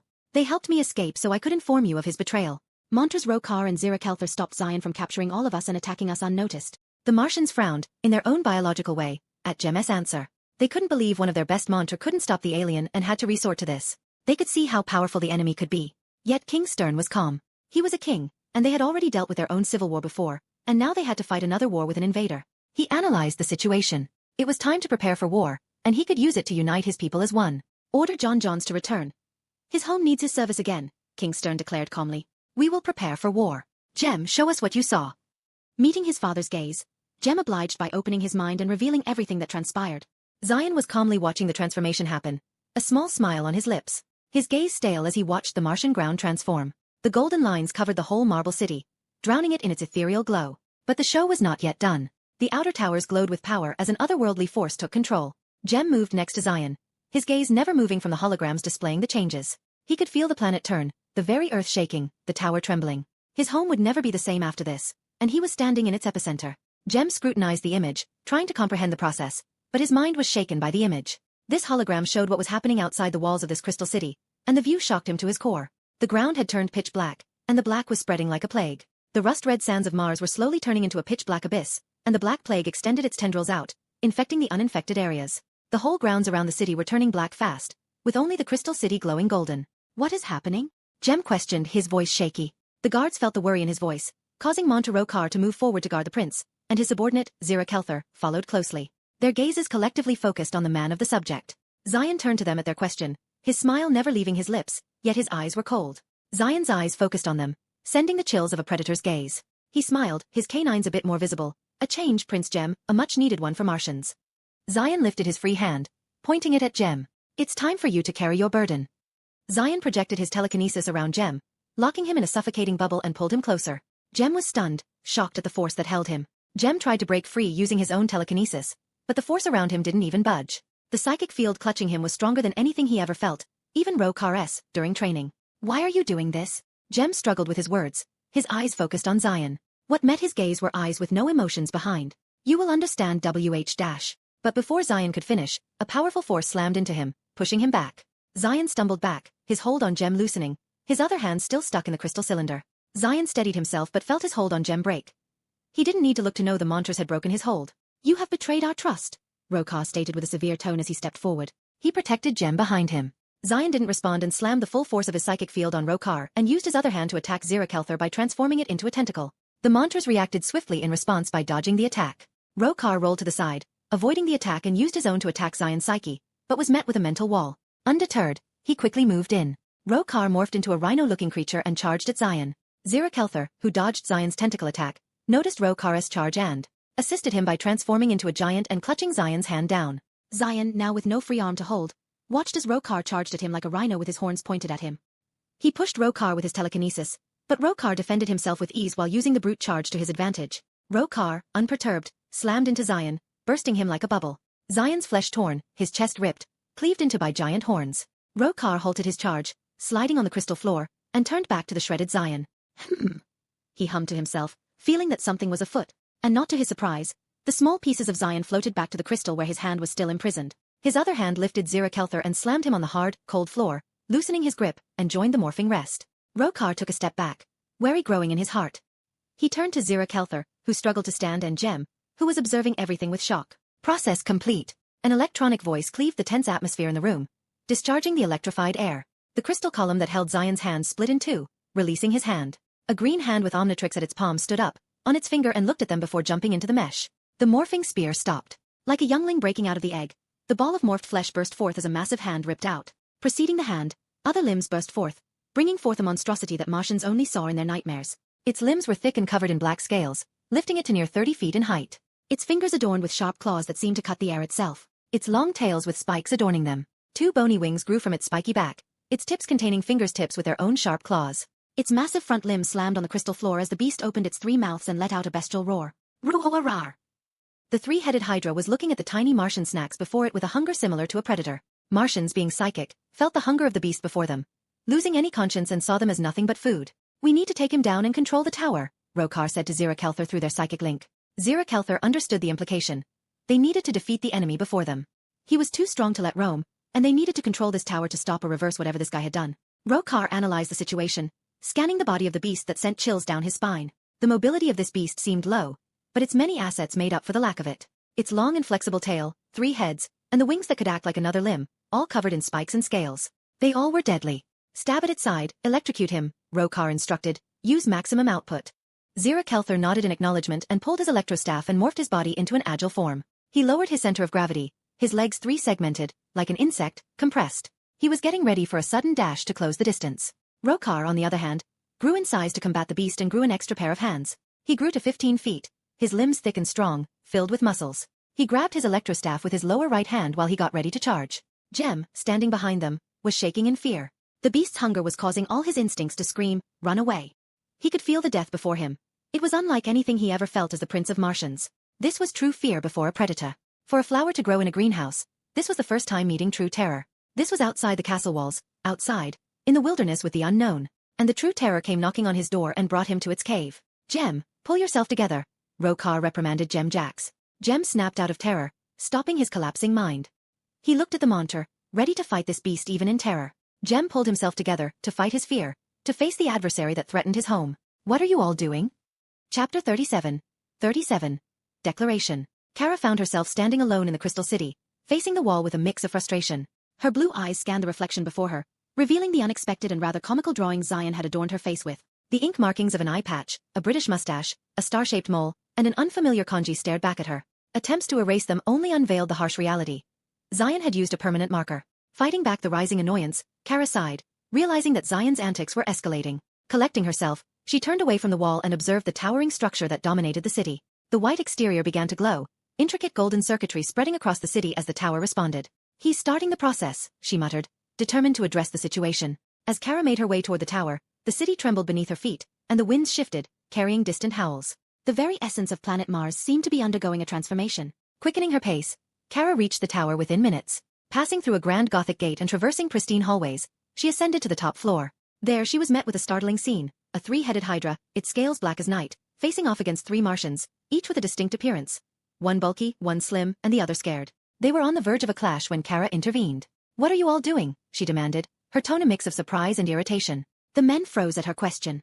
The unexpected intervention of a variable increased the chance of the Martians' defeat. They were struggling to fight the beast that sent shivers down their spines, and with their all at stake, they could only defeat him. But now, his friend, his backup, had arrived and they didn't want another unparalleled opponent who could blast through Earth with her eyes. Jem snapped out of his horror, blind courage rising. You have betrayed our trust, Earther. We allowed you into our home, and now, you try to take that away from us. Is this how you repay our hospitality? Jem asked, his anger boiling. Kara turned to Jem, her gaze cold yet filled with question. She then turned to the monster standing opposite. She didn't need to inquire to know it's Zion. She could feel the monster's animosity toward her, which annoyed her, and its nonchalance as if it ruled above all. She didn't understand the reasons behind Zion's actions, but she would stop him. And if beating him inches to death was the solution, she was more than glad to. Step back, Kara declared, taking a firm step forward to slay the beast. Jem moved back on instinct, not understanding Kara's intent, but he didn't need to. Kara moved, her feet kicking the hard floor with all her power. She cocked a fist and punched as she arrived near Zion in a blink. But to her surprise, her fist failed to connect with his body. More like her body didn't connect with anything. The Hydra had used Martian density shifting to make itself intangible. Kara flew through unimpeded and caught herself getting strangled. As the first to react, Ro-Kar was the one to close the distance between him and the Hydra. His massive form didn't slow him down. He thrust his electrode, the electric staff, at the Hydra. The Hydra, who was materializing his form, noticed Ro's clear attempt and slashed him with his right wing. Zor-El used this chance to attack the Hydra's right underbelly. He used the advantage of sudden accelerations to close the gap and stabbed with his electrode. Yet to his dismay, the electrode connected with a force field that was covering the Hydra like a protective layer. The Hydra, who was getting attacked on 3 fronts, evaded the Kryptonian by phasing and grabbed her with his tail and slammed her to the hard cold floor with a cringing bam. In her suffocation, Kara met the ground again and again, her nose breaking in the process, blood filling her mouth. He then slashed the 4-armed gorilla with his bony wings that were more flexible than they looked and slapped the insect with his telekinesis. Ro rocketed and crashed against the pristine walls, his arms stinging in pain. Zor-El, under the psychic pressure, groaned in agony. Roar! Suddenly, the beast roared, not in victory but in pain. Kara and Zor-El felt the force that suffocated them loosened with the agonizing roar.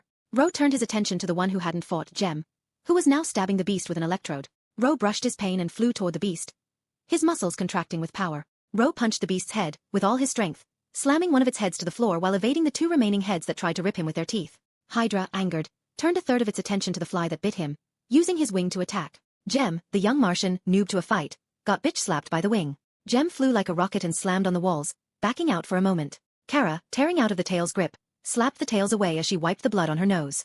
She then caught the tails that were flying at her in a death grip and spat the blood in her mouth to the side. She then swung her hand under the tails and pulled it with all her strength, her tactical telekinesis spreading. Prince Jem, Ro cried in rage as he saw Jem bleed. He was sent to protect their prince and keep the guests in check, but he had failed in both tasks. And if the prince were to die, he would not forgive himself.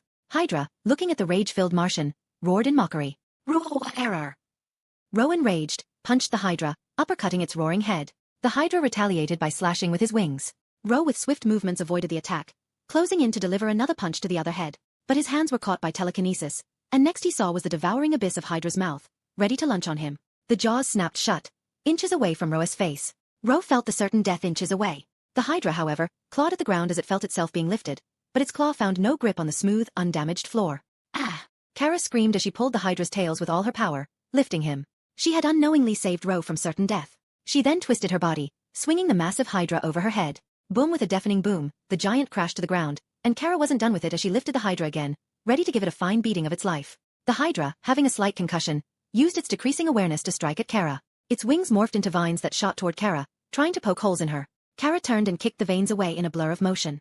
Ro, not letting up, moved in and stabbed the Hydra with his electrode. The Hydra cried in pain as it used its mouth to bite him, but the experienced monster dodged his attack and kept striking him with the electrode. The Hydra's cries of pain increased as Zora joined in with his electrode after checking up on Jem. While the Martians used their staff, Kara just pummeled the 3 heads of the Hydra.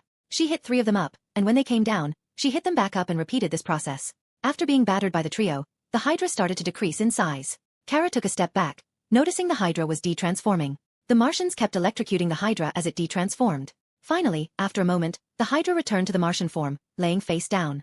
Ugh! A groan escaped his lips. You know, I am. What? Ro questioned.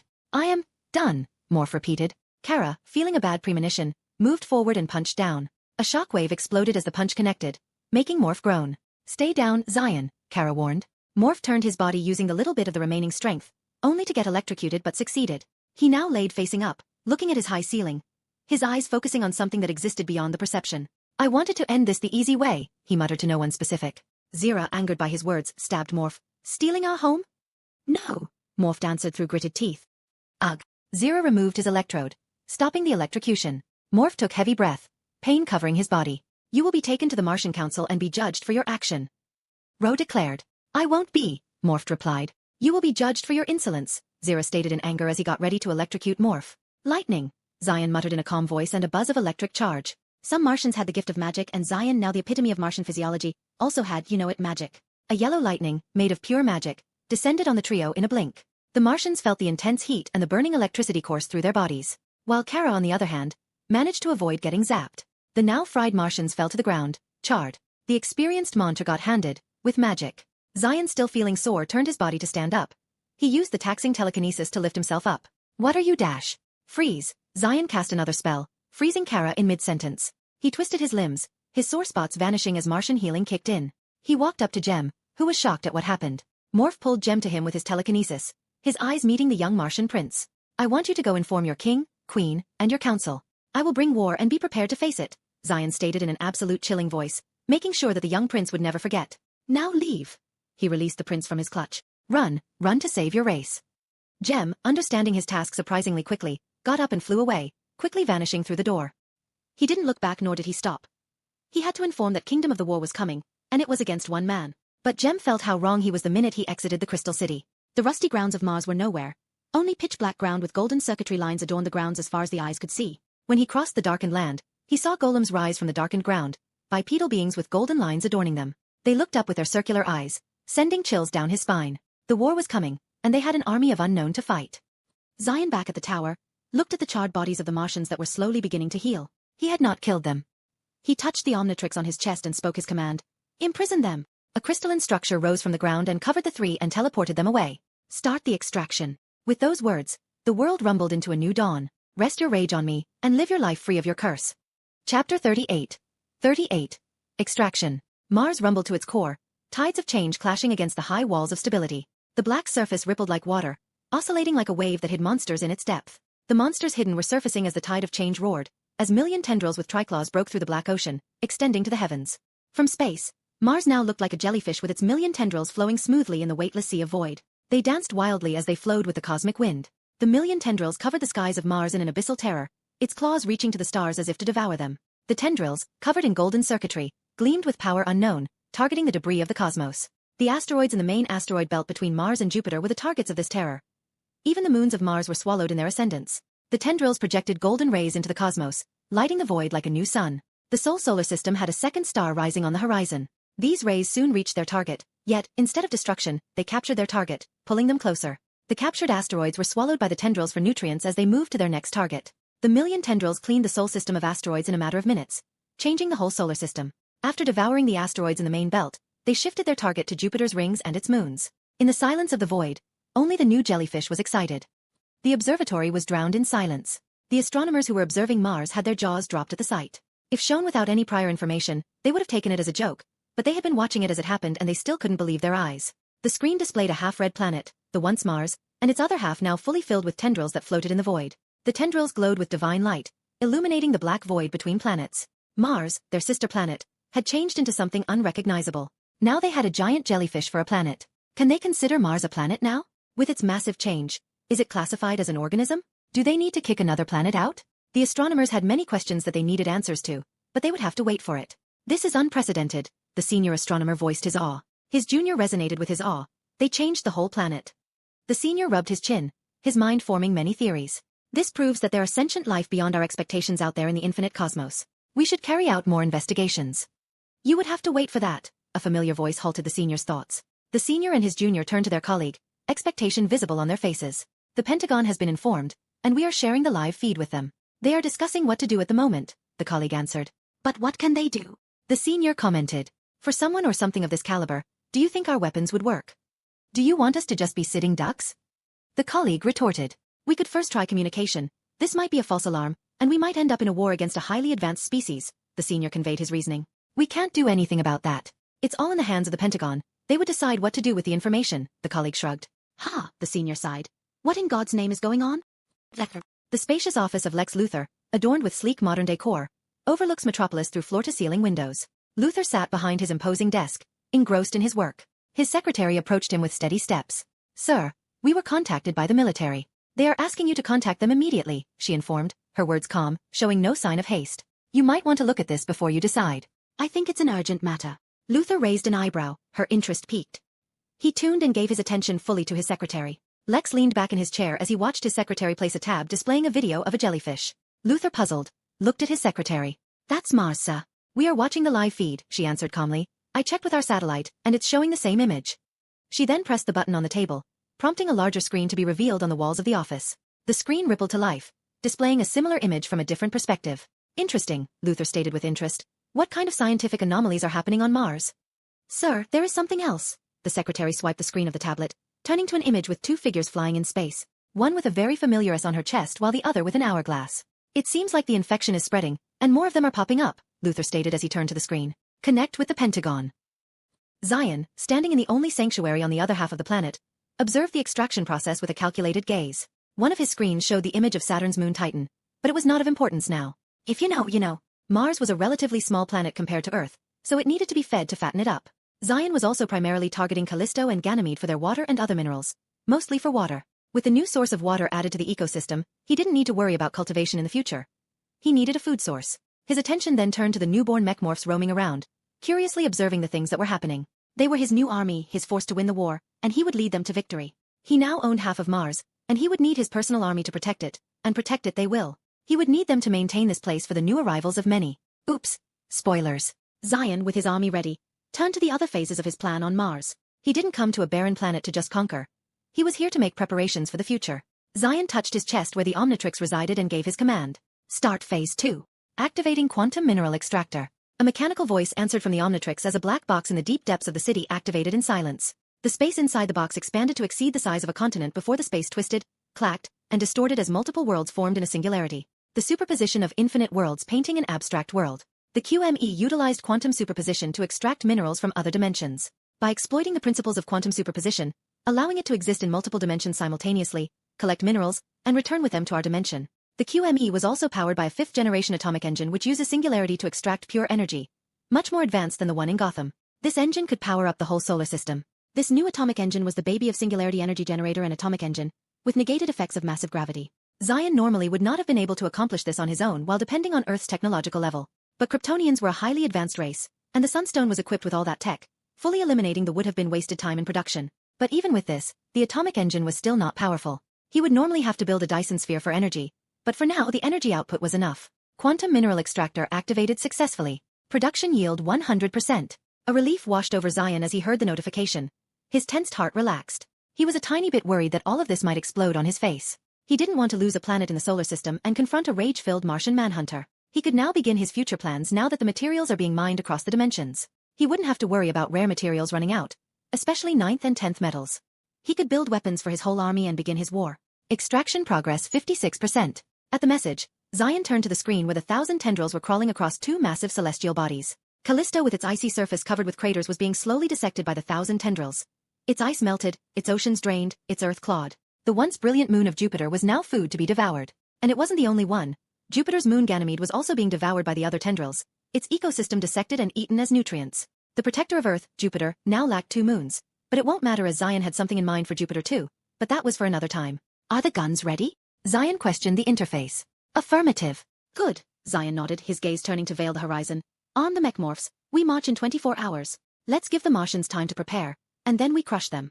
Affirmative. Let's start the territorial war, shall we? Zion clapped his hands in excitement. Jem held his head down as the council finished watching his memories. He felt ashamed of running away, but he had to inform them of the oncoming war. They need to be ready. And there was nothing he could do to stop Zion while the best of their Montress failed. The council discussed Jem's action. While some thought that his actions were cowardly and unfitting of a prince, others understood him. Jem really couldn't have done anything in that situation but returned to inform them of the betrayal. Jem, leave to your room and rest, the queen ordered. Jem bowed and left the hall in silence.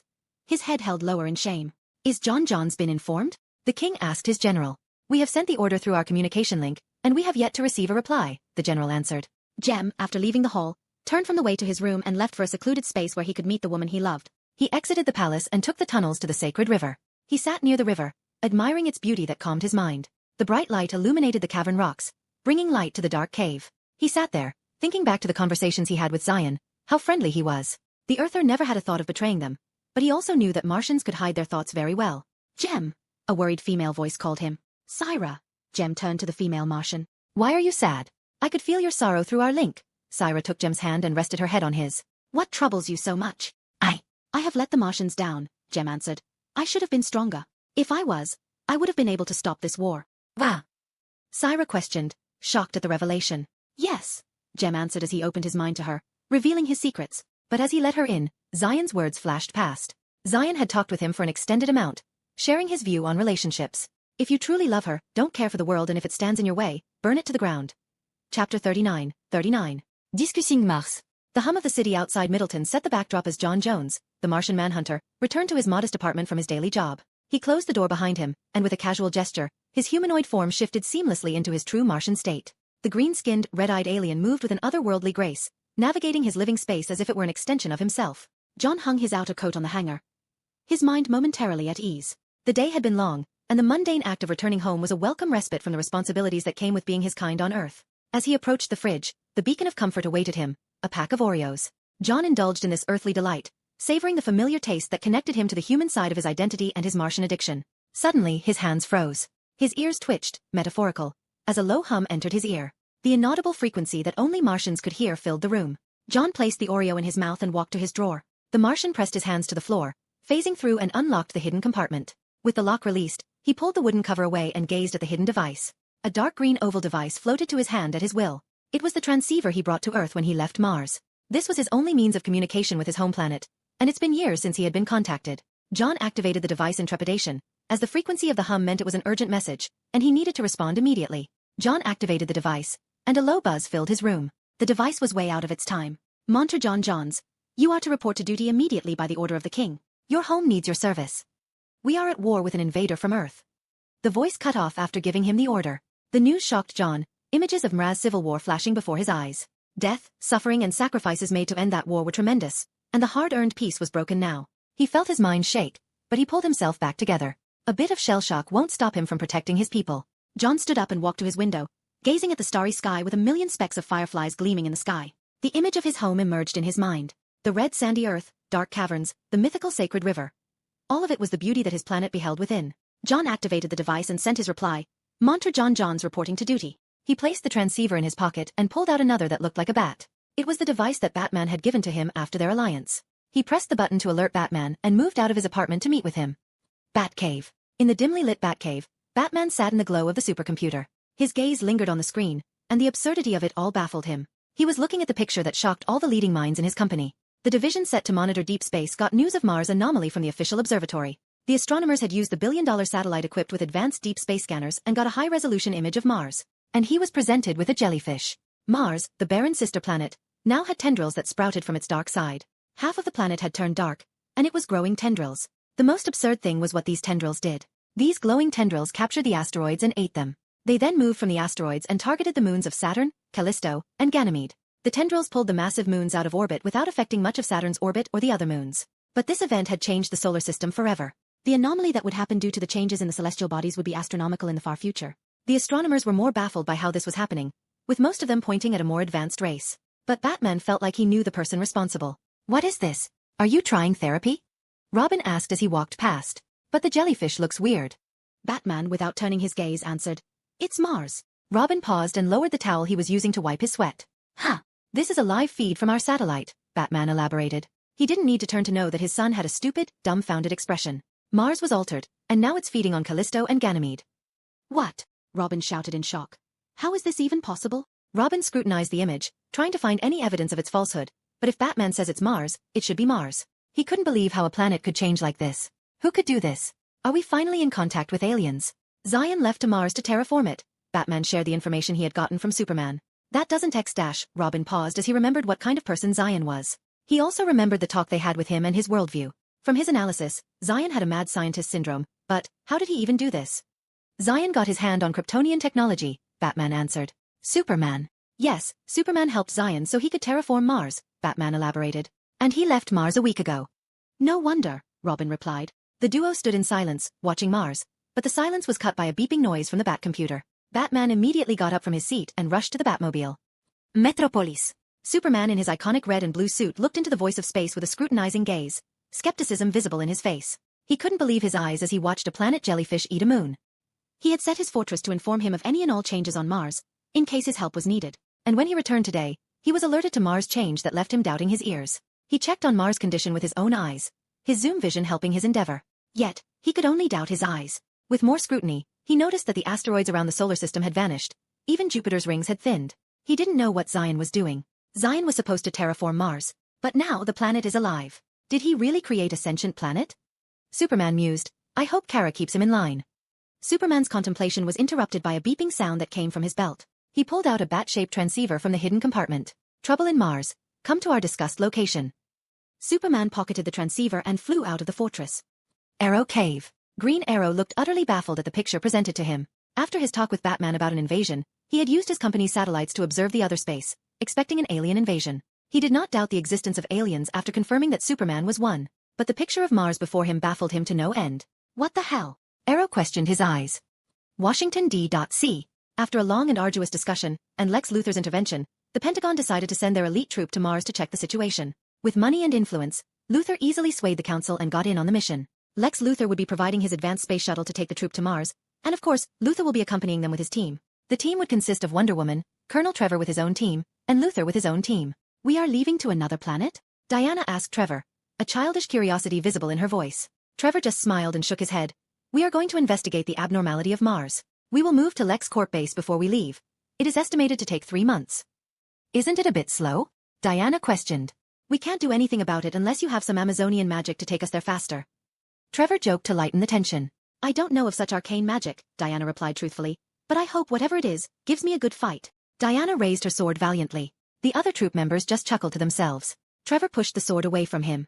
I hope not, he muttered under his breath. We are going to another planet. I thought I had seen everything after I met with the Amazonian princess.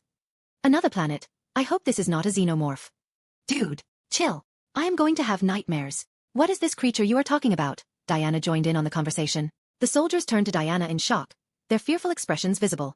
They didn't want to show it to the Amazonian princess only to learn that it exists. They were not ready for the shock and fear-filled nights that follow. One brave soldier pulled out his phone and presented the video to Diana. Diana carefully took the human's artifact and looked at the movie it showed. Screech Crawwell. Such a vile creature. Where does it live? I need to slay it immediately.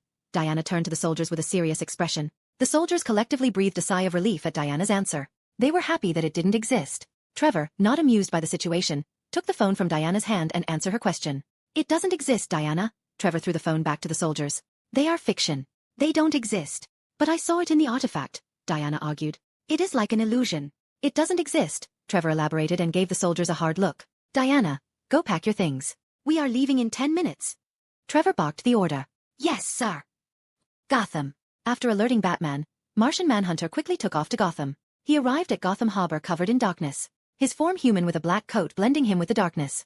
John's soundless footsteps made him feel like a ghost, but he wasn't the only ghost hidden in darkness. Manhunter! A deep voice called from the shadow. Batman walked out of the shadow, his iconic cowl adorning his face. His black cape dragged behind him like a shadow, connecting him into the darkened abyss. Batman, John greeted with ease. It seems like all of us are here, Batman stated, his eyes focused behind John. The first thing John noticed was the fluttering sound of the cape billowing in the wind. He turned to see the very noticeable S on the new arrival. Superman in his iconic red and blue suit floated behind Martian Manhunter. Superman. Superman greeted Manhunter with a polite smile. Manhunter. Superman tried to lighten the mood. It's Monter, a Martian police, John elaborated. Let's talk inside, Batman stated before he walked to the nearby container. He punched the code into the hidden compartment and entered the dark container. Superman and Martian Manhunter followed Batman in. They stood in the dark, no one needing the light to see in the dark. The doors closed, and the ground started to descend. The dark surroundings changed, and bright lights started to fill in from the ground. The elevator stopped in a brightly lit cave filled with gadgets. It was one of Batman's warehouses. He had arranged them to meet after learning of Zion's departure to Mars. He had only informed the directly involved individuals. Superman. I hope you can explain what is happening on my planet, Martian Manhunter questioned. Yes, Superman chimed. Batman turned on the desk, displaying the image of Mars in its current state, the jellyfish. John was shocked by the image displayed. Is that? He questioned, unbelieving. It's Mars, Superman confirmed. I saw it with my eyes. My deduction is that Zion is taking over Mars forcefully. But why? Superman questioned. He informed me it was to terraform the planet. I don't know his full intentions. Batman turned to the Martians. Martians are divided into 2 groups, aren't they? Yes, we have a class system in place after the Civil War. Blodden, Red Martians, as the ruling class. Garen, Green Martians, as first-class citizens and Ashen, White Martians, as second-class citizens. Due to the past history, The Ashen are always treated badly. Wait, you are not. Yes, Batman answered. He is uniting your race by force. How do you know?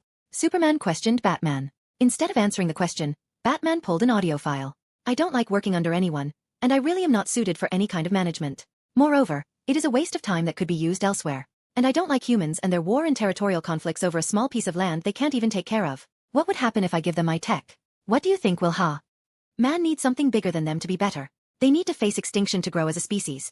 Unity is not forged in peace but in the hellfire of war. After listening to the audio, Superman didn't know what to think of Zion. For him, Zion was a kind kid from a small town, just like him. But he never expected this side of him that is cold and calculative. You should leave to Mars and check the situation yourself, Batman commented as he paused the audio. Just to make sure that we are not just making false conclusions. I will leave immediately. Thank you for the help, John said as he turned to leave. I will come with you, Superman chimed in. Chapter 40. Conquest. Zion stood atop Mars. He was the pinnacle of existence that governed half of the Mars. The great general of the most powerful yet to be named country. The master of an undying army. The bringer of peace and chaos. Wielder of the most powerful weapon, Omnitrix. He was standing in his chamber of controls, gazing at the billion mechmorphs that had gathered. The mechmorphs each armed with blaster. The mechmorphs were gathered to their march to war. Zion body projected above the city, a giant that could be seen from miles away. He looked at his silent soldiers intently and began his speech. My soldiers, today we march for freedom. We march for peace. We have started the war of justice for the suppressed. We shall free and unite a broken race. We shall beat or blast the prejudice out of them. Today we will conquer this whole planet and bring peace forever. Zion's voice boomed across the plains, the echoes marking the beginning of a new era. Mechmorphs. You hate violence, but violence is not the answer. It's the question and the answer is yes. Do not worry, for I, your great general, will give you vacation for the next 5 months. Now take up your guns and unite this planet under our banner. Zion waited for the eruption of cheers, but what greeted him was an absolute silence. The mechmorphs were not the type to get hyped for something. It was not in their genetics. Whatever. Zion just shrugged at the silence. Now go forth and conquer. At his command, the mechmorphs performed a salute and turned toward the horizon. The mechmorphs began their march in neat files like well-trained soldiers. The billion mechmorphs' march was silent, like the spring breeze, but the winter was coming for Martians. Zion grinned as he watched the mechmorphs march to conquer, but he had doubts. Trix, the orders are given? Affirmative. Order. Conquer the planet. Let's get this over with before trouble comes knocking at the door, Zion muttered as he gazed to the horizon. Is it ready? Zion questioned. The complexity of the apparatus implies a prolonged time frame for thorough assimilation and assessment. Mark it as high priority and redirect other units to accelerate the process. Zion gave his order. Redirecting complete. Accelerated of assembly. 110%. The billion mechmorphs crossed the dark ground of their home and stepped on the rusty sands of Mars. The march of the mechmorphs looked like the infestation of the plague, with billion ants expanding in all direction. With each steps the mechmorphs took, the ground beneath them changed to that of their home ground. The infestation of mechmorphs was spreading, and they would take over the planet when they fully conquer the whole. Mars would become home to mechmorphs, and the Martians would be his citizens. Zion's ever-changing plan accounted for it. The war would cause the Martians to unite, and he would govern the united race, not rule. He would look after the new united race, and they would be under his protection. His starting plan was only to terraform the planet, but observing the Martians changed his plans. Their prejudice against themselves and other species would be the cause of their demise. So he changed the terraformation plans to conquer them after the Crystal City was built. He had packed everything in that crystal, most of his knowledge. The city was a device, his backup to protect Earth in his absence. The whole planet turning into a mechmorph planet equals to having a Titan battleship with antimatter cannon coupled with entropy shield. Martian City. Vallis Aquilo. The Martians had been preparing for the war. They had sent scouts to gather intelligence on their enemy, and the news was not optimistic. Their enemy had an uncountable soldiers while the Martians only had about 2 million. Their enemy overwhelmed them in sheer number of combatants. On one side, a billion mechmorphs, while on the other, 1 million capable Martians with less training. So, the Martians decided to take their fight to their home ground. They have lived their whole life underground. They knew the subterranean tunnels like the back of their hands.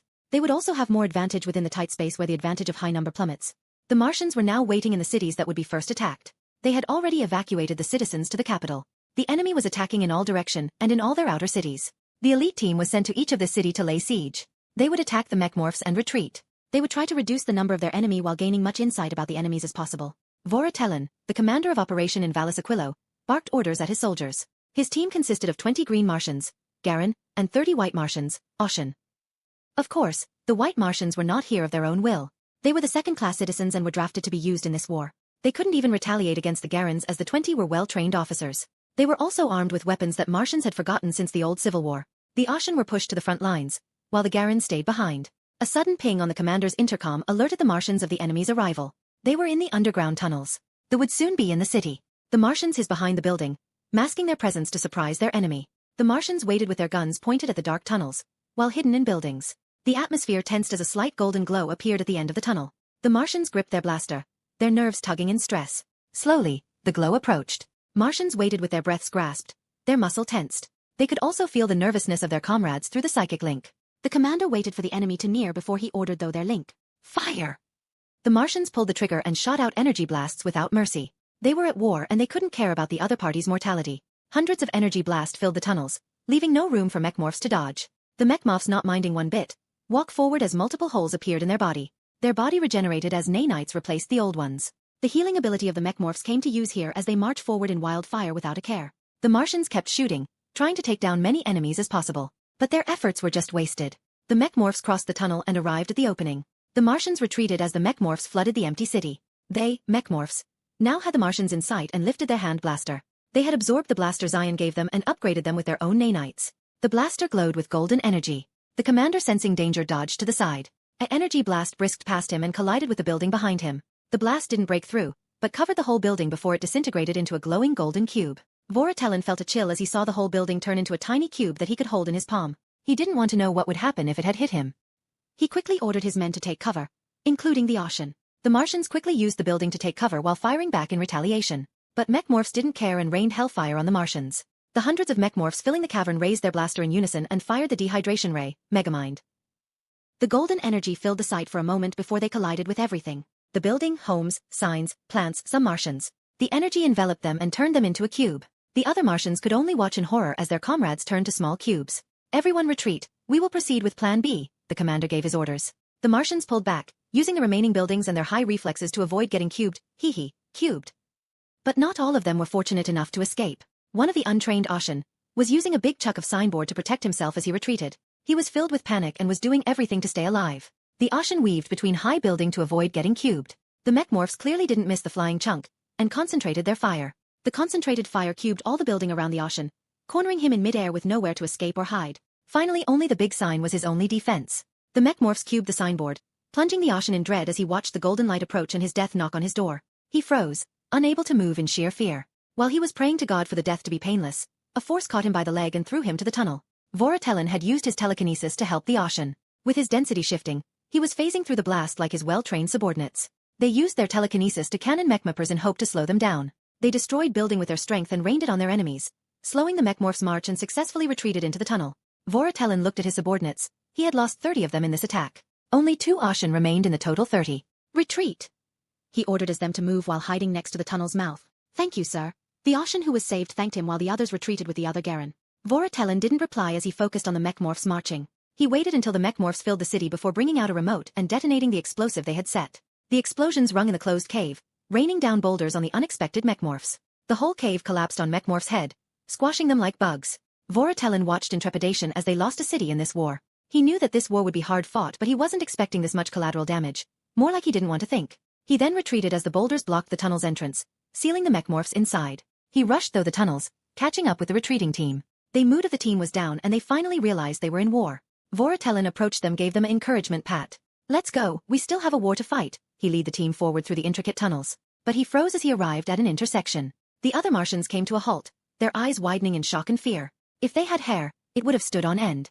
The other tunnels each had a slight golden glow, circuitry lines glowing in the dark. The circle eyes of mechmorphs focused on them, their blasters glowing with power. They didn't wait for the Martians and fired. Zor-El, standing at the front, was fazed by the attack. He felt the dread of the old war seeping though. Commander! He was tackled, avoiding the blast by a hair's breadth. Zor-El rolled and took cover next to the wall. He saw who tackled him as he took cover. It was the Martian he had saved, but the Martian was engulfed by the golden glow and was cubbed. He pulled the cube to him using his telekinesis. Sorry, I didn't even know your name. He turned to those that took cover like him. He could feel their fear through the link. They were scared, and now they were surrounded. He was the commander and he need to save at least one of them. Those who can phase, leave. Meet backups at rendezvous point. He ordered. The Martians turned to their commander. Sir, not all of us can density shift. This is war, sacrifices need to be made, commander replied with a hard look. Leave now. The frightened Martians who knew density shifting phased through the walls and left the battlefield. The other shocked Martians who didn't know how to density shift could only watch in horror. Commander, don't leave us here to die. They called to the commander. Sorry, the commander replied as he phased through the wall. The mechmorphs were already near and they caught the Martians easily. The Martians phased through the cavern walls and arrived at the rendezvous point. The Martians were reduced to only 6 people. They were the elite of the Monsters. They had trained for years to attain density shifting, and they were never more grateful for it than today. Don't stand around. We need to inform the council about the enemy's powers, the commander popped in. He commanded the remaining troop to retreat, but the Martians hadn't realized something. The walls of the dark cavern lit up with golden circuitry lines.